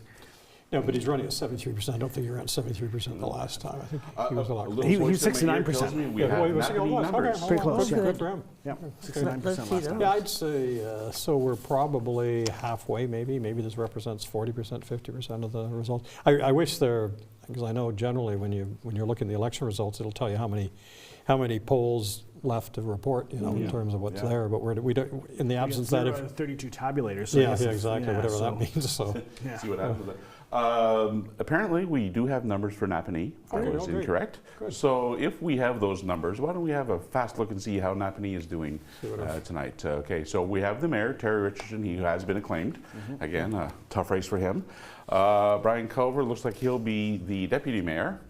If memory serves me correct, there are no incumbents running for this position, so this will all be new. Ward 1 councillor, let's see now, Ward 1 for Napanee. Well, everybody in Napanee knows where Ward 1 is. Michael Schenk. Yep. I'm going to go with that. Looks like he is pretty solidly in the lead there. In Ward 2, we'll see what happens with that. Ward 2, Angela Hicks. Not as strong a lead with 429. Just under 100 votes, maybe? Yes, it seems to be split. Ward 3 Councillor Dave Pinnell Jr., he's, again, not a significant lead, but still leading. No, it's closer, for sure. But it's definitely something worth following up. Ward 4, Bob Norrie, is got a slightly better lead than the others, but still, I would say nothing that is really going to say, yep, he's got it locked up. And again, Tess Robertson, North Bay Mayor. Wait a minute, here I believe that we've got the wrong panel there. Well, technology had its best. We pointed it out. That was supposed to be, including Northern Ontario now? that was supposed to be Ward 5. I wonder how that one ended up happening that way. let's wander around the I province. was in on the weekend setting all this up, and I'm positive that I had that correct. Obviously, I was in error. So my apologies to the Ward District 5 47 and viewers in Napanee. Hopefully we'll get that fixed very Well, quickly. man, if Ellen Johnson doesn't take 5, I don't think they've elected any women at all, have they? No. And the incumbent who didn't run again was a woman. They had a woman mayor. Yep. But this could be an all-male Yeah. Yep. little bastion there. A little boys club. Well, I mean, most of the candidates who are running were men anyway, right? So, I mean, Angela Hickson, Ward 2. Yep. And let's see, who else do we have here? We have Can Ellen Johnson, Ward 5. Just 2 women running, if I'm not mistaken. Yep. So we'll see what happens with that. That's going to, yeah, that kind of diminishes the chances dramatically when you only have 2 out of 2 contesting. So Terry, just while we've got some time, Terry Richardson, the new mayor, who is uncontested, is a one-term counselor and a longtime resident. I think I went to school. Okay. Maybe with his father. I hate to admit it. Where do the years go? Where do the years maybe go? his grandfather. But anyway, he's a longtime resident. The Richardsons have been there a long time. And he's a former police officer. Okay. Yeah. 4th generation Napanee resident. Any Loyalist Township results either, Bill? Apparently, they're still having problems with their server. It's still coming up with some unique errors. So we'll have to see what happens. So while we're waiting for Loyalists, I should say, to come up, and we'll take a quick look at fixing Napanee. While we're quickly doing that, why don't we just take a moment? We'll just pause, take ourselves a little breath, get a little bit of water, and what we'll do is we'll just roll through the numbers for the city of Kingston again, what we have, and we'll just roll through them for a few minutes, and then we will be right back. So guys in the control room, why don't you switch us over to that, and we'll see you back at home in a few minutes.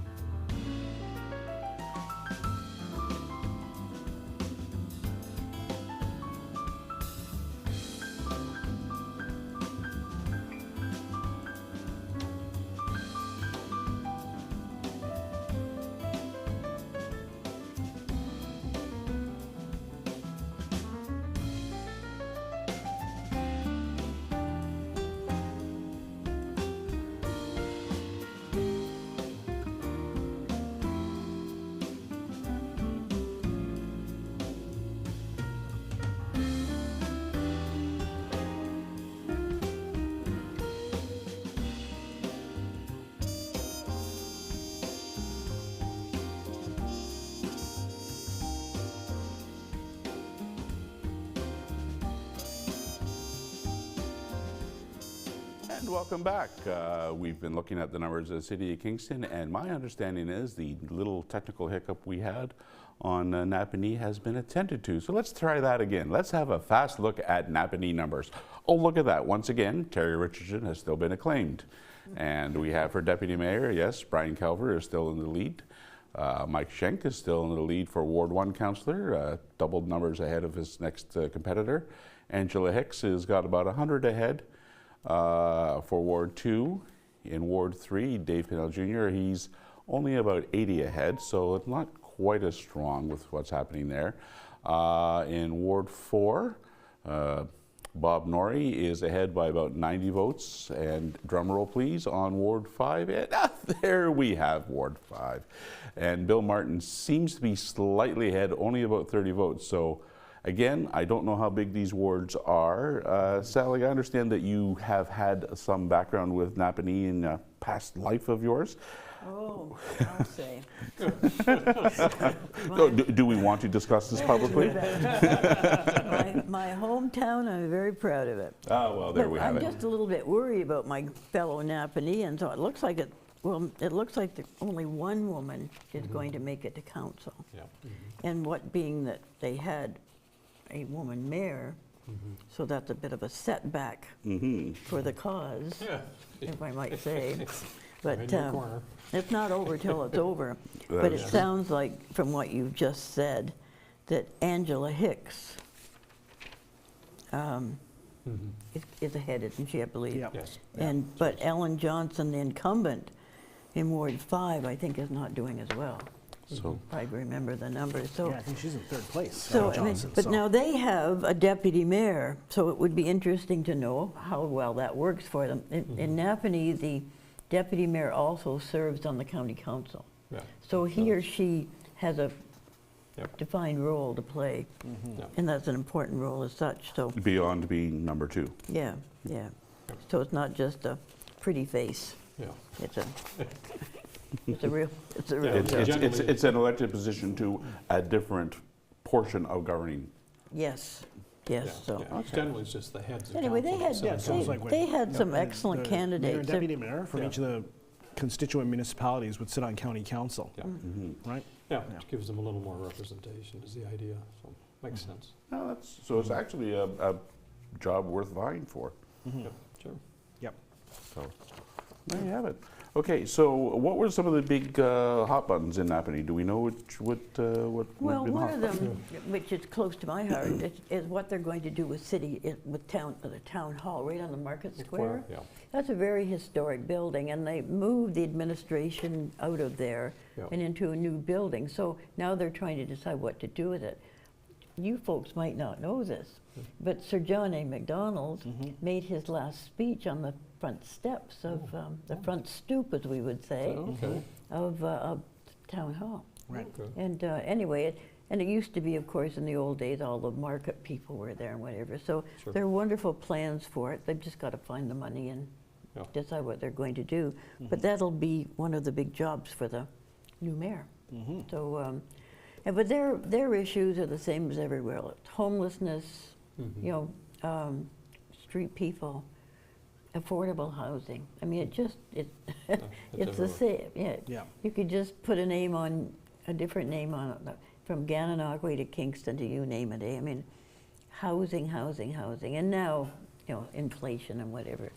Not a whole lot what municipalities can do about inflation and cost of living, is there? No, I mean, they can keep the taxes down and not bring any more fees and things and like that sort of thing. But the province and the feds have set monetary policy. The municipal, you're very limited in your revenue base, so I mean that restriction in terms of all those public policy areas you can essentially wander into, so to speak, because at the end of the day, it's the feds and the province they've got the bigger cash registers, so that's the truth of it. Well, and the province and the feds can run deficits. Oh yeah. And the municipality can't. We run a deficit. We have to carry it over, so it's the first expense item on the new budget. So you can't run away from the deficit. It's there right in front of you every year. You've got to go out and find that money, not for infrastructure or whatever. No, that's where you get into the real debt. Yeah.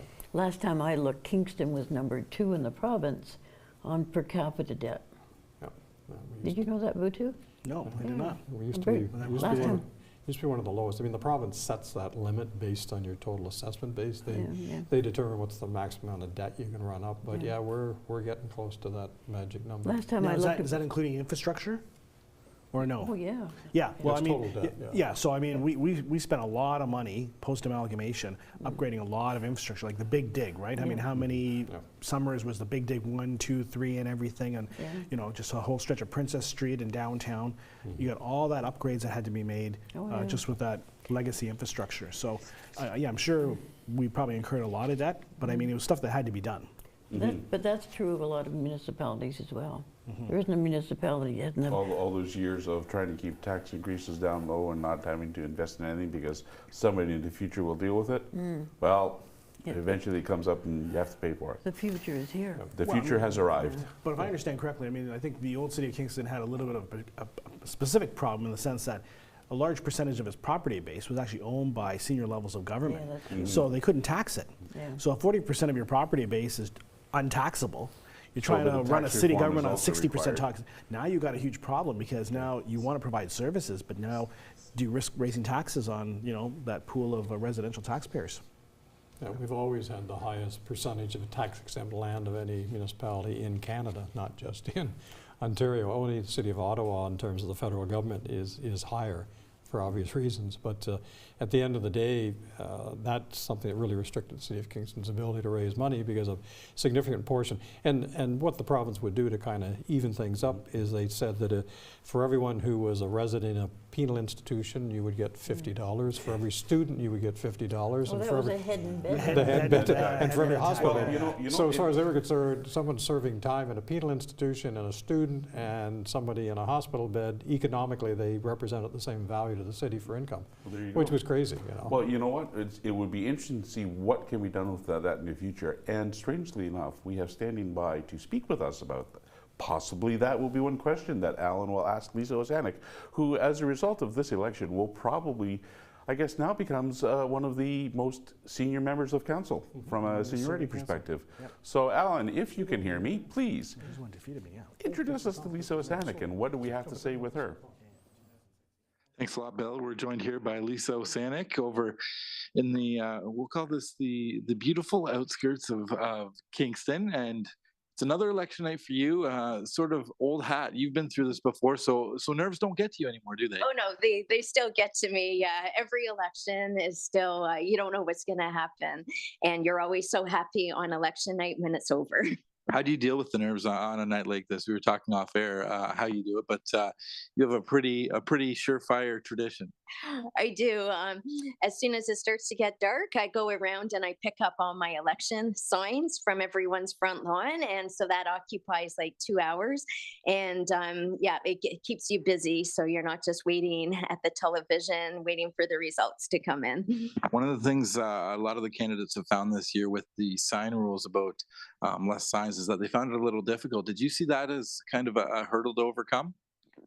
I think it would be hard for the new candidates, you know, because you have to sort of have your customer base, right? Like the people that you know that live all throughout the district.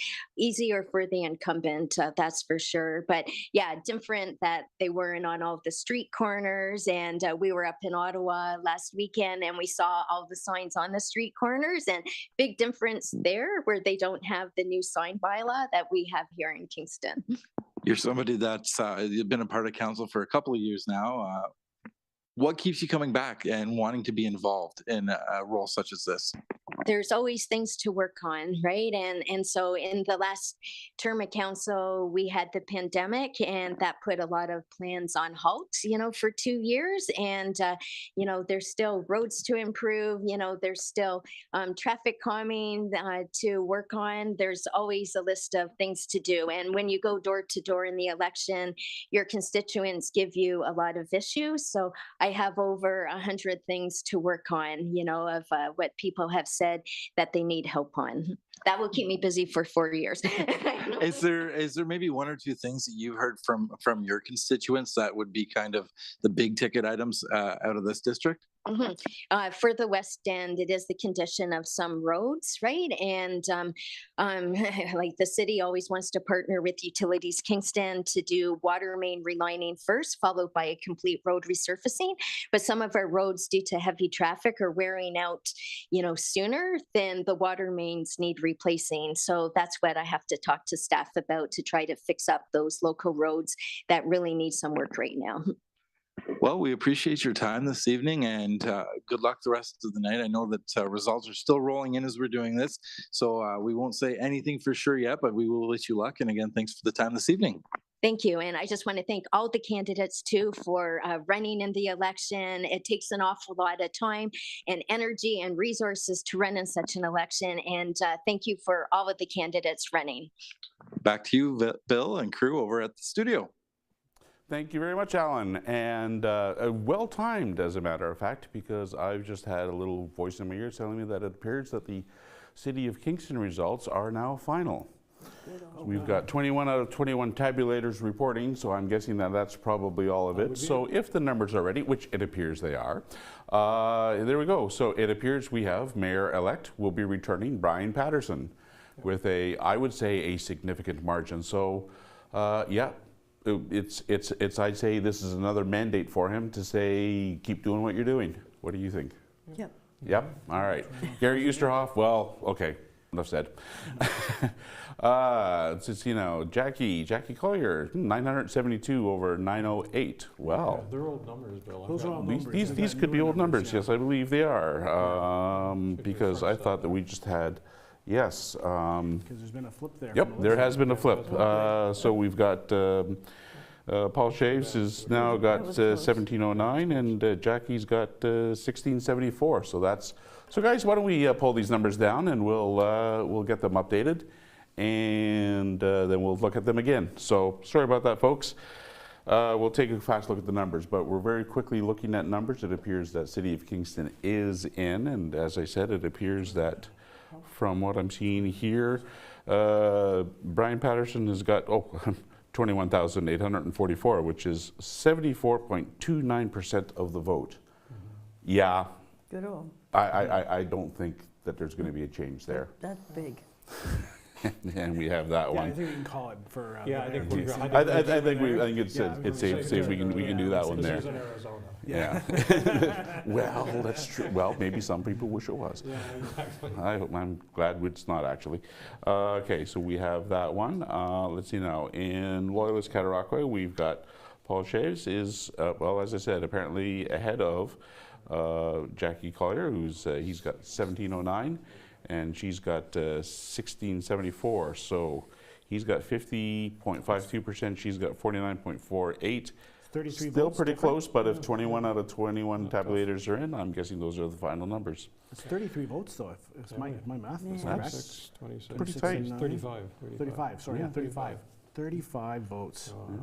That's a killer. I hate Wow. that. Let's, Collins Bay Ridge. We were just speaking with Lisa Osanic, and apparently, yes, she will be returning.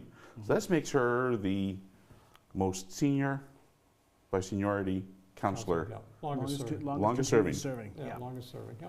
And she's being returned. 75% of the people in her district feel that, or voters feel that she deserves to continue doing what she's doing. So, as we said before, turtles are safe. Yep. Okay, a bit of a change, a surprise that we were not expecting. Wendy Stephen seems to have taken Lakeside from Wayne Hill. It's about 100 votes difference. She has 51.5%, he has 48.5. It's a 100 vote difference, but if all the tabulators are in, then that's probably meaning these are our numbers, and we're set with that. District 5, Portsmouth. This one was interesting. This is the large one. We saw earlier on that Don Amos was definitely ahead, and I would say he definitely is ahead right now. It shows that he has 776 votes, and the next person, Nicole Florida, has got 230. Well, sorry, Nari, I'm reading this wrong. 578 from Oren Nimmelman. So I would say that again, Don, it appears, is going to be representing. Portsmouth District. Portsmouth.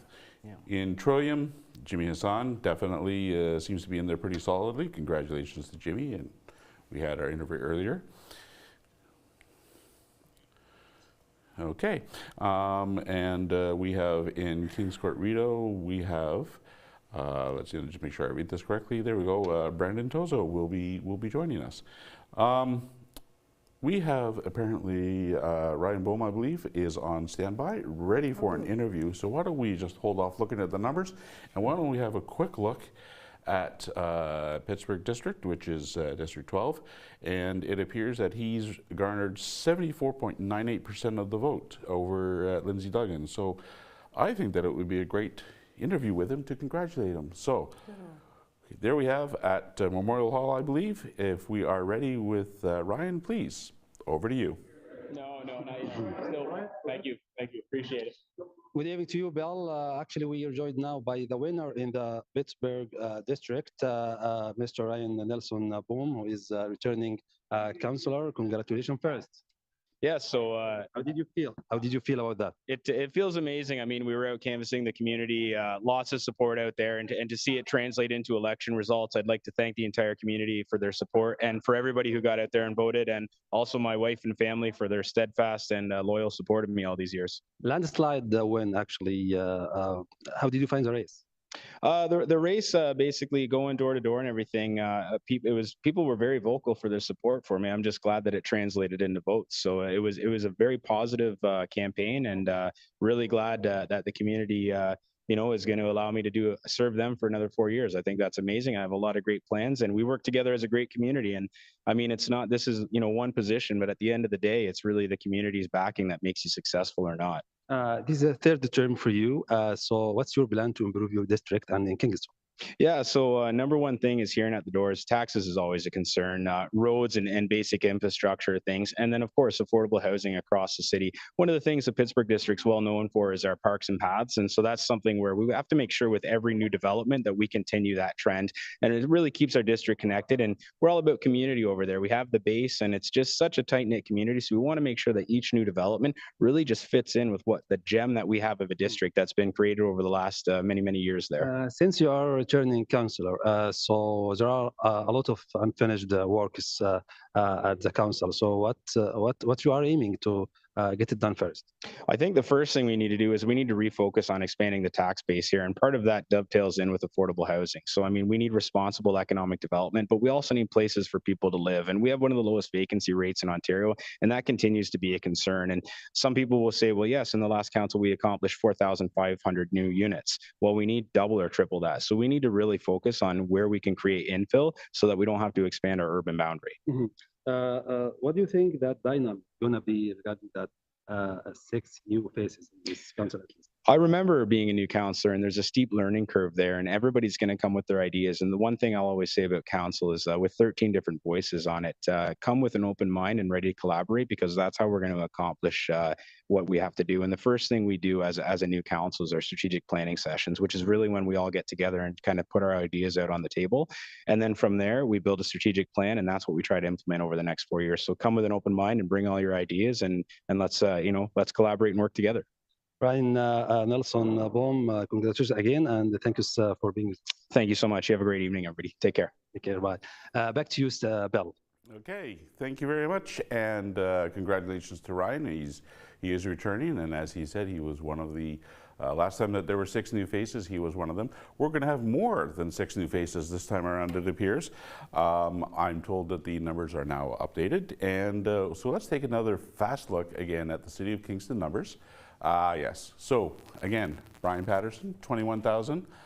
Still, I would say this is a mandate. Keep doing what he's doing. People seem happy with what he has planned. So Gary Oosterhoff, apparently he has to keep going with what he's doing. This was one of the first ones that we noticed is different. Paul Chavez is now going to be representing the district over Jackie Collier. It's a difference of, what's that, 25, 30 votes? And it's pretty close, but it'll be interesting to see what happens. Lisa Osanic, who we just had the interview with Alan, she is definitely ahead of Joel, and apparently these numbers are final, so congratulations to Lisa. Now, unfortunately, Wayne Hill will not be returning, so that is one of the replaced faces. So, so Wendy Stephen will be now taking that spot for Lakeside, and we'll see what happens with that. In Portsmouth, of course, we've got Don Amos, who is going to be representing the district, about 200 votes over the next competitor, Oren Nimmelman. So we'll see what happens with that. And well, congratulations to him. Congratulations also to Jimmy Hassan, who, well, he's doubled up on Rob Matheson, who was trying to return. Let's see now. In Kings Court, Rito, Brendan Tozo is going to be coming in, and he has 800 over 425 for Tom Gingrich, the next person. So congratulations to Brandon in representing that tough district. Congratulations also to Councillor McLaren, who will be returning to the council table. He's got 1,500 votes. He's about 500 ahead of Michael Murphy, who is the number 2. So that means there are 3 returning faces that we know of. Let's see now, Williamsville. Oh dear, Vincent is in second place. He was in first for a little while. Annette Burfoot seems to have taken the lead on that one by about 100 votes. So congratulations to Annette. She'll be representing Williamsville. So it appears, Sally, some of the female representation will be increasing. Connie Glenn out in Sydenham. Peter Stroud is apparently retiring. So congratulations to Connie. She's taking over a very dynamic district, I think, that with the university and what have you. Over in Kingstown, a brand new face. We've got Gregory Ridge, who will be representing the group. Again, a very significant gap over the next person. So I think that he's strong representation and he's going to talk well. Congratulations to Ryan, who has quite handily taken his district, and we shall see how things work. We just had the interview with him, some very good questions. He looks like he's looking forward to another 4 years of moving things forward. And of course, the usual taxes and what have you else that he has to look at. So we have that. Before we analyze that one, apparently we have school board numbers as well. Yes, there are other races happening, school boards being one of them. So let's have a fast look and see how things have happened here. So for the Limestone District School Board, Joyce McLeod Kane. Oh, no, these are not the correct numbers. I know these are the test numbers. So we'll just come back to the school board numbers once the system has hit refresh. The joys of technology. You say, let's put the numbers in, you hit refresh, you say we're ready to go, and it says, yeah, I'll get to them in a minute. So apparently we've been hooked on that one. So while we wait for the system to catch up, what do we think about the city of Kingston with these new faces? Unless Jackie pulls another one off, but we're going to have... With 21 out of 21 tabulators reporting, I don't think it's going to change. She's just down. Yeah, I think those are the final numbers. We got 8 new people on city council now. 8 new and faces. 8 new people. And I've got four women, one more woman, and I have one visible minority person. Yep. Duda. So that's progress. Yeah, but I think Ryan talked about it being a learning curve for new councillors. I would suggest it's going to be a learning curve for everybody, because it's like I viewed councils like a sports team or whatever. You've got to get everybody working together as a team. So Mayor Patterson, who prides himself in being a team leader and a team mayor, he's going to have his hands full with 8 new members of council who will have 8, I'm sure, very different approaches, different agendas and priorities. But the responsibility is on each and every councillor to work together as a team to create some common consensus, because the face of council is really the face of the community. So it's really important that they not appear dysfunctional, that they appear in unison. There's a lot of time behind closed doors where we're maybe not all on the same page, but I think it's exciting, and I think it represents a whole new, in some respects, a whole new chapter in municipal government in Kingston to have 8 new people. I don't ever recall 8 new councillors coming on all at the same time. That's remarkable. I think the only time that you've had close to this number of new councillors was back in 1998. Okay. You may recall that time. Yeah, I recall that time. I recall that time. But to have 8 new councillors is remarkable. But I think it's exciting, and I wish them all well. They've got a big job in their hands. I think they've identified through a lot of the conversations we've heard here tonight some common themes, which is good. But I think at the end of the day, good luck. Yes. Good luck and all the best. All the best to all of you. I've heard you folks who are experienced talk about how the learning curve really takes you about a year to really get into the flow of things, and develop a bit of a thick skin Yes. and to understand the process. Yep, absolutely. Because most of these people, well, some of them are retired, but most people have got day jobs. Oh, yeah, eh? yeah. So, I mean, it's not a full-time job. No. I mean, it can be a full-time job, but it's... Well, actually, in speaking with councillors in the past, and B2, you the one with the most recent experience on this of the people here in the room, it's one of the hardest working part-time jobs people have ever seen. Oh, yeah. It is. Goodness, yes. Well, it's not, It's not a part-time officially, well, you call it a part-time job, it's not part-time, it's full-time. I mean, the moment you leave your house, you're on duty. Grocery shopping in the shopping mall, doesn't matter, filling up gas in your car, you know, everyone knows, if they know who you are. Never get in an elevator. Oh, they'll bend Never your ear. get in an elevator. They'll bend your ear everywhere and anywhere, right? I used to go grocery shopping with my late mom, and she just gave up, because she just basically said, listen, here's the list. Yes. You go, Yes. and I'll see you in a couple hours. Even if it was Because she a just short wanted to go list. in and out, but I'd be stopped by everybody and Every aisle anybody. And had she's like, another issue. I'll just stay at home. Here's the list. You go get what needs to be, and I'll see you in a couple hours or whatever. And be sure to get the frozen items last. Yes, yeah. Remember with the frozen stuff. That's right. Yeah. So, oh yeah, for sure. Well, couldn't you ever say, oh, I'm sorry, I'd love to talk to you, but I have this tub of ice cream that's melting, and I have to get it home? You could try. Sometimes it works, sometimes it doesn't. Because what happens is you're walking away and they're walking with you, and they're still having this conversation. Yeah, and then everyone else is like looking at you like, "What's going on here?" Like, you know.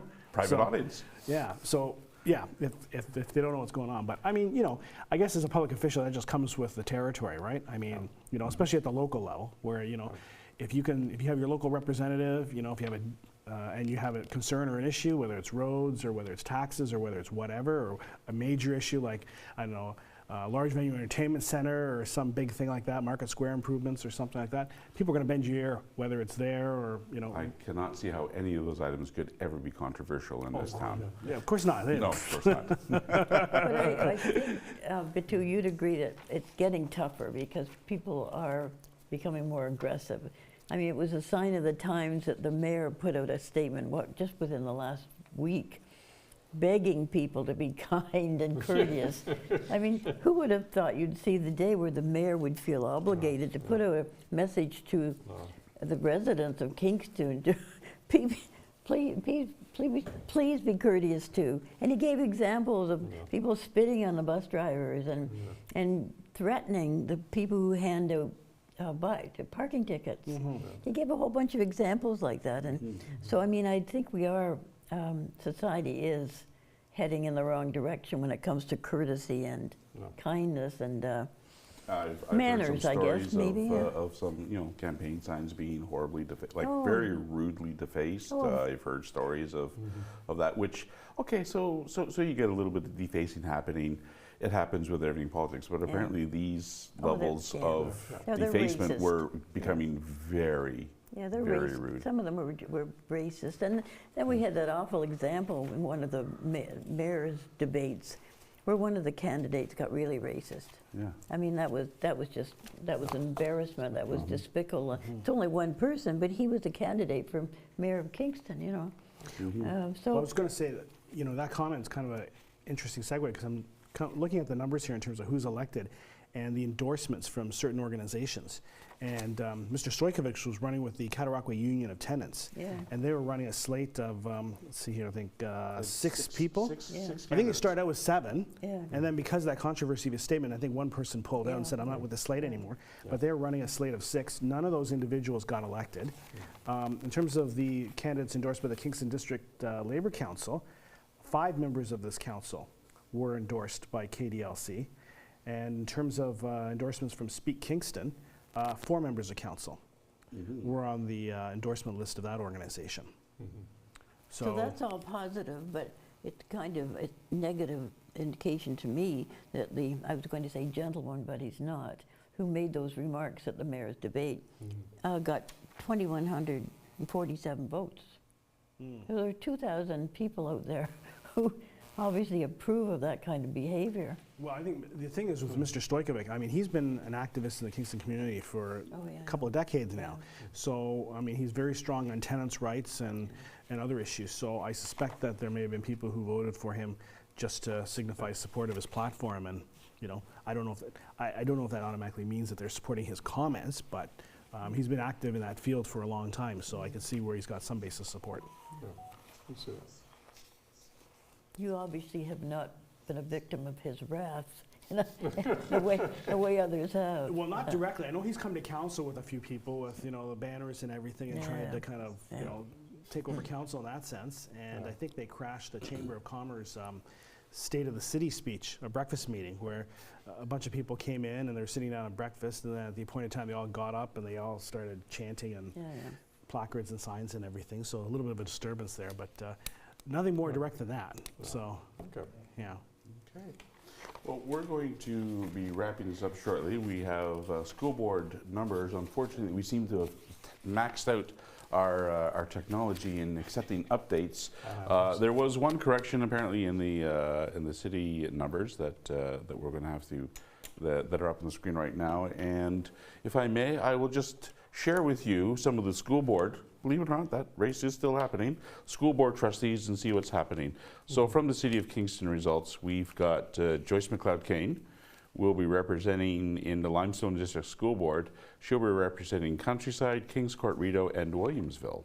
Really? So she'll be representing that. Yeah, she was behind Bill. Sorry, my mistake. They're listing these alphabetically. It is actually Jim Neal. Yes. Jim Neal, who is actually taking the numbers with 1,787 over Joyce, who's got 1,234. So, former councillor Jim Neal is now going to be back with the school board as a retired teacher. I suppose that it'll be interesting to see how he does with that. Let's see now, for Kingstown, Pittsburgh, and Frontenac Islands, we have, read this correctly, Bob Godkin is going to be representing, he'll be the trustee for that. For Lakeside and Trillium, we have Garrett Elliott. He'll be returning as the trustee for there. And for Loyalist, Gananokwe, Collins Bay Ridge, and Meadowbrook, Strathcona, we have, let's see to make sure I get this right, Judith Brown will be representing that group. Congratulations to Portsmouth and Sydenham trustee, Joyce Morning. Apparently she was acclaimed.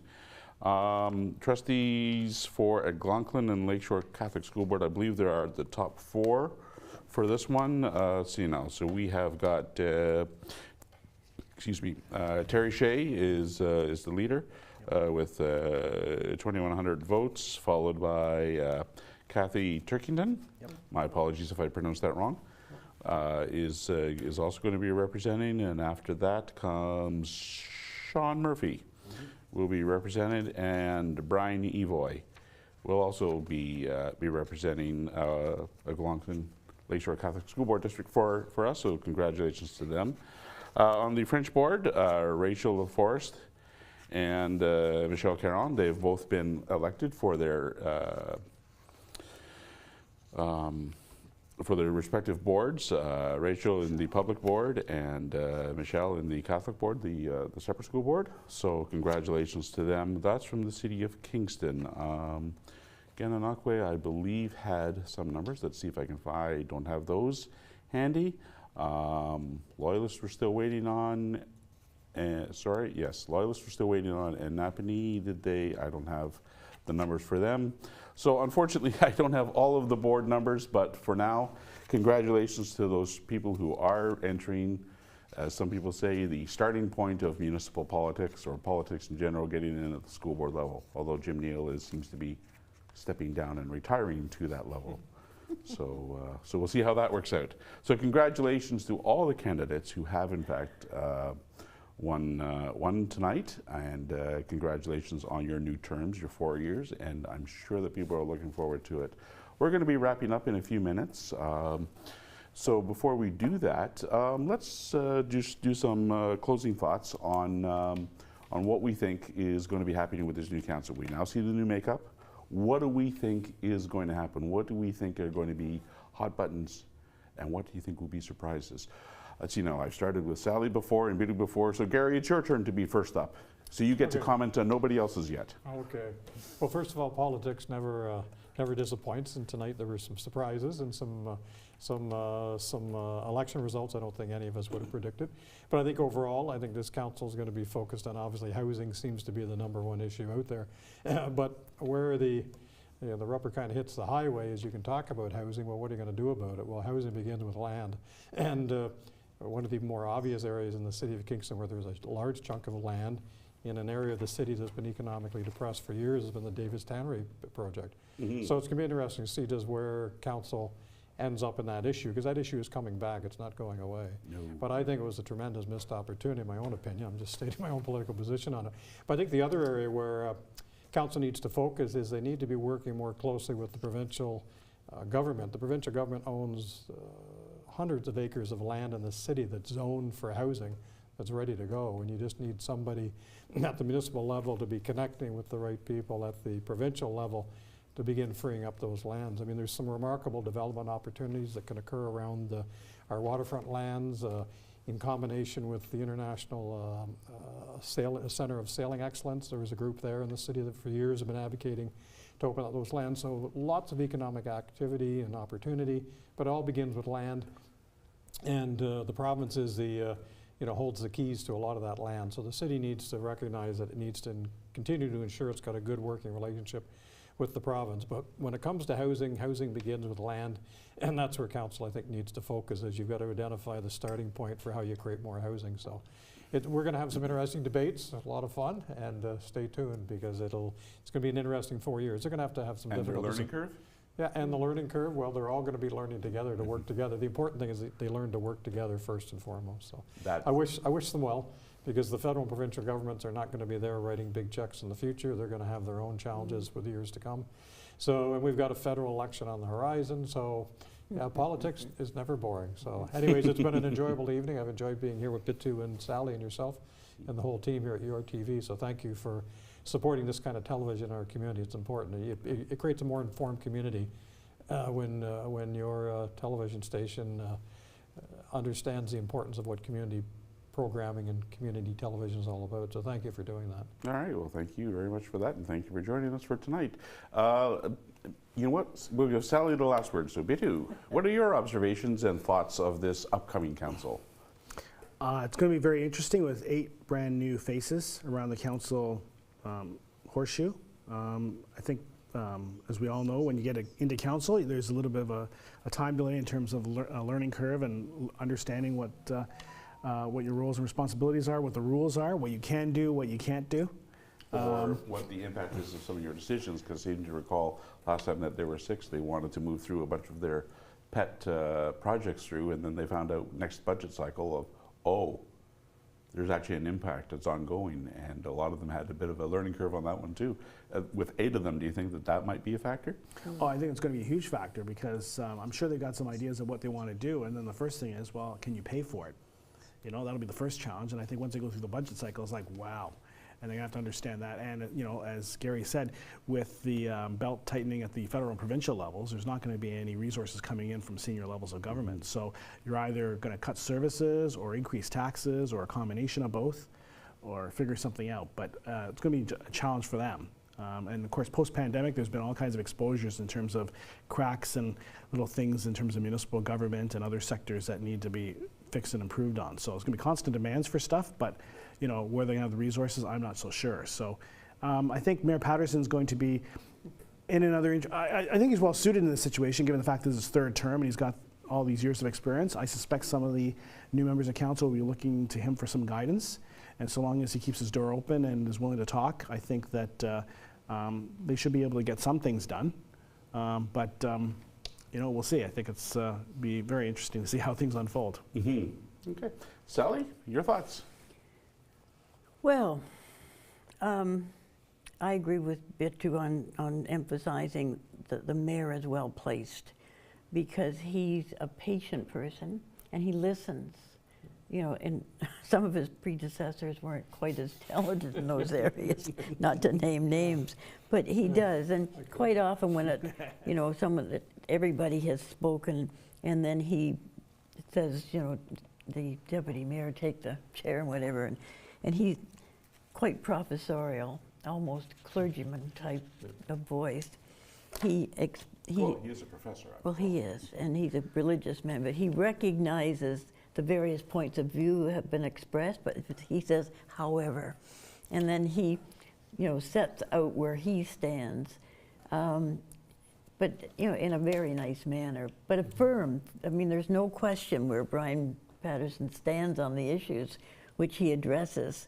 So yes, if anybody can pull this off, I think it's him. But there's no question every politician in the country and the world, I guess, struggles to try to patch up the damage done by the pandemic. You know, the money has dried up and the bills have multiplied. And the issues like healthcare, just to name one, you know, some of the candidates thought, well, we've got to get more doctors and one candidate even suggested the city open and operate clinics, walk-in clinics. Dear heavens, that person would be in for a big surprise to get into that kettle of fish, you know. But that's how naive some are when you get into the political arena. So anyway, I think the potential is there. I wish them well. I especially wish the mayor well. He's got a big job in his hands, but the city is well-resourced with talent and everything else. If we can just pull it together. So on that very positive note, because I think this evening I started out maybe a negative note, but no, this is a positive note. We're a blessed community in all kinds of resources, including human. All we need now is good leadership, and I think Brian Patterson has that ability, and I think tonight the people of Kingston showed their confidence in him. So the real winner tonight was Brian Patterson. That is true. Yeah. But no, the real winner was the City of Kingston. Well, all of Let's us. go with that. That's right. Okay, and on that note, I'd like to just wrap up a little bit, a couple extra comments. First of all, thank you for Sally, Gary, and Bidu for joining us and providing your sage input and commentary. It helps put everything back into perspective. I'd like to congratulate all of the candidates who did win their respective races in Kingston and the other areas. Sorry, we didn't seem to get anything out of next door. Loyalist. However, we'll find out on their website. They say they'll have their results up hopefully tomorrow, so we'll see what happens. To that end, also, congratulations to those who chose to throw their hat in the ring. Thank you for taking the interest to step up and join in this important exercise in democracy. Without your voices, people won't be able to express their choices of what they have. People may not have wanted your personal vision, but at least they were able to see it and give a choice. And that's the important part, I think. Finally, I'd like to thank the crew who's been putting up with me tonight in the last few days. I'd also like to thank Jimmy Hassan, Scott Myers, and Alan Admensky for being out in the field, running around the city trying to get these interviews with people that were happening on the fly. And of course, the people in the control room and the people who have been diligently surfing the web results looking for updates. I'd like to thank you all at home for watching us. I'd like to take this opportunity also to let you know that those of you who may remember me from Council in Action, well, we're working on rolling out a new program this upcoming season, which is going to be, well, Kingston in Action. We're going to look at not only Council, but the other levels of government. More on that later. So until then, from me and all of us here on the set, I bid you a very good evening, and once again, congratulations to all of the candidates. Thank you, and good night.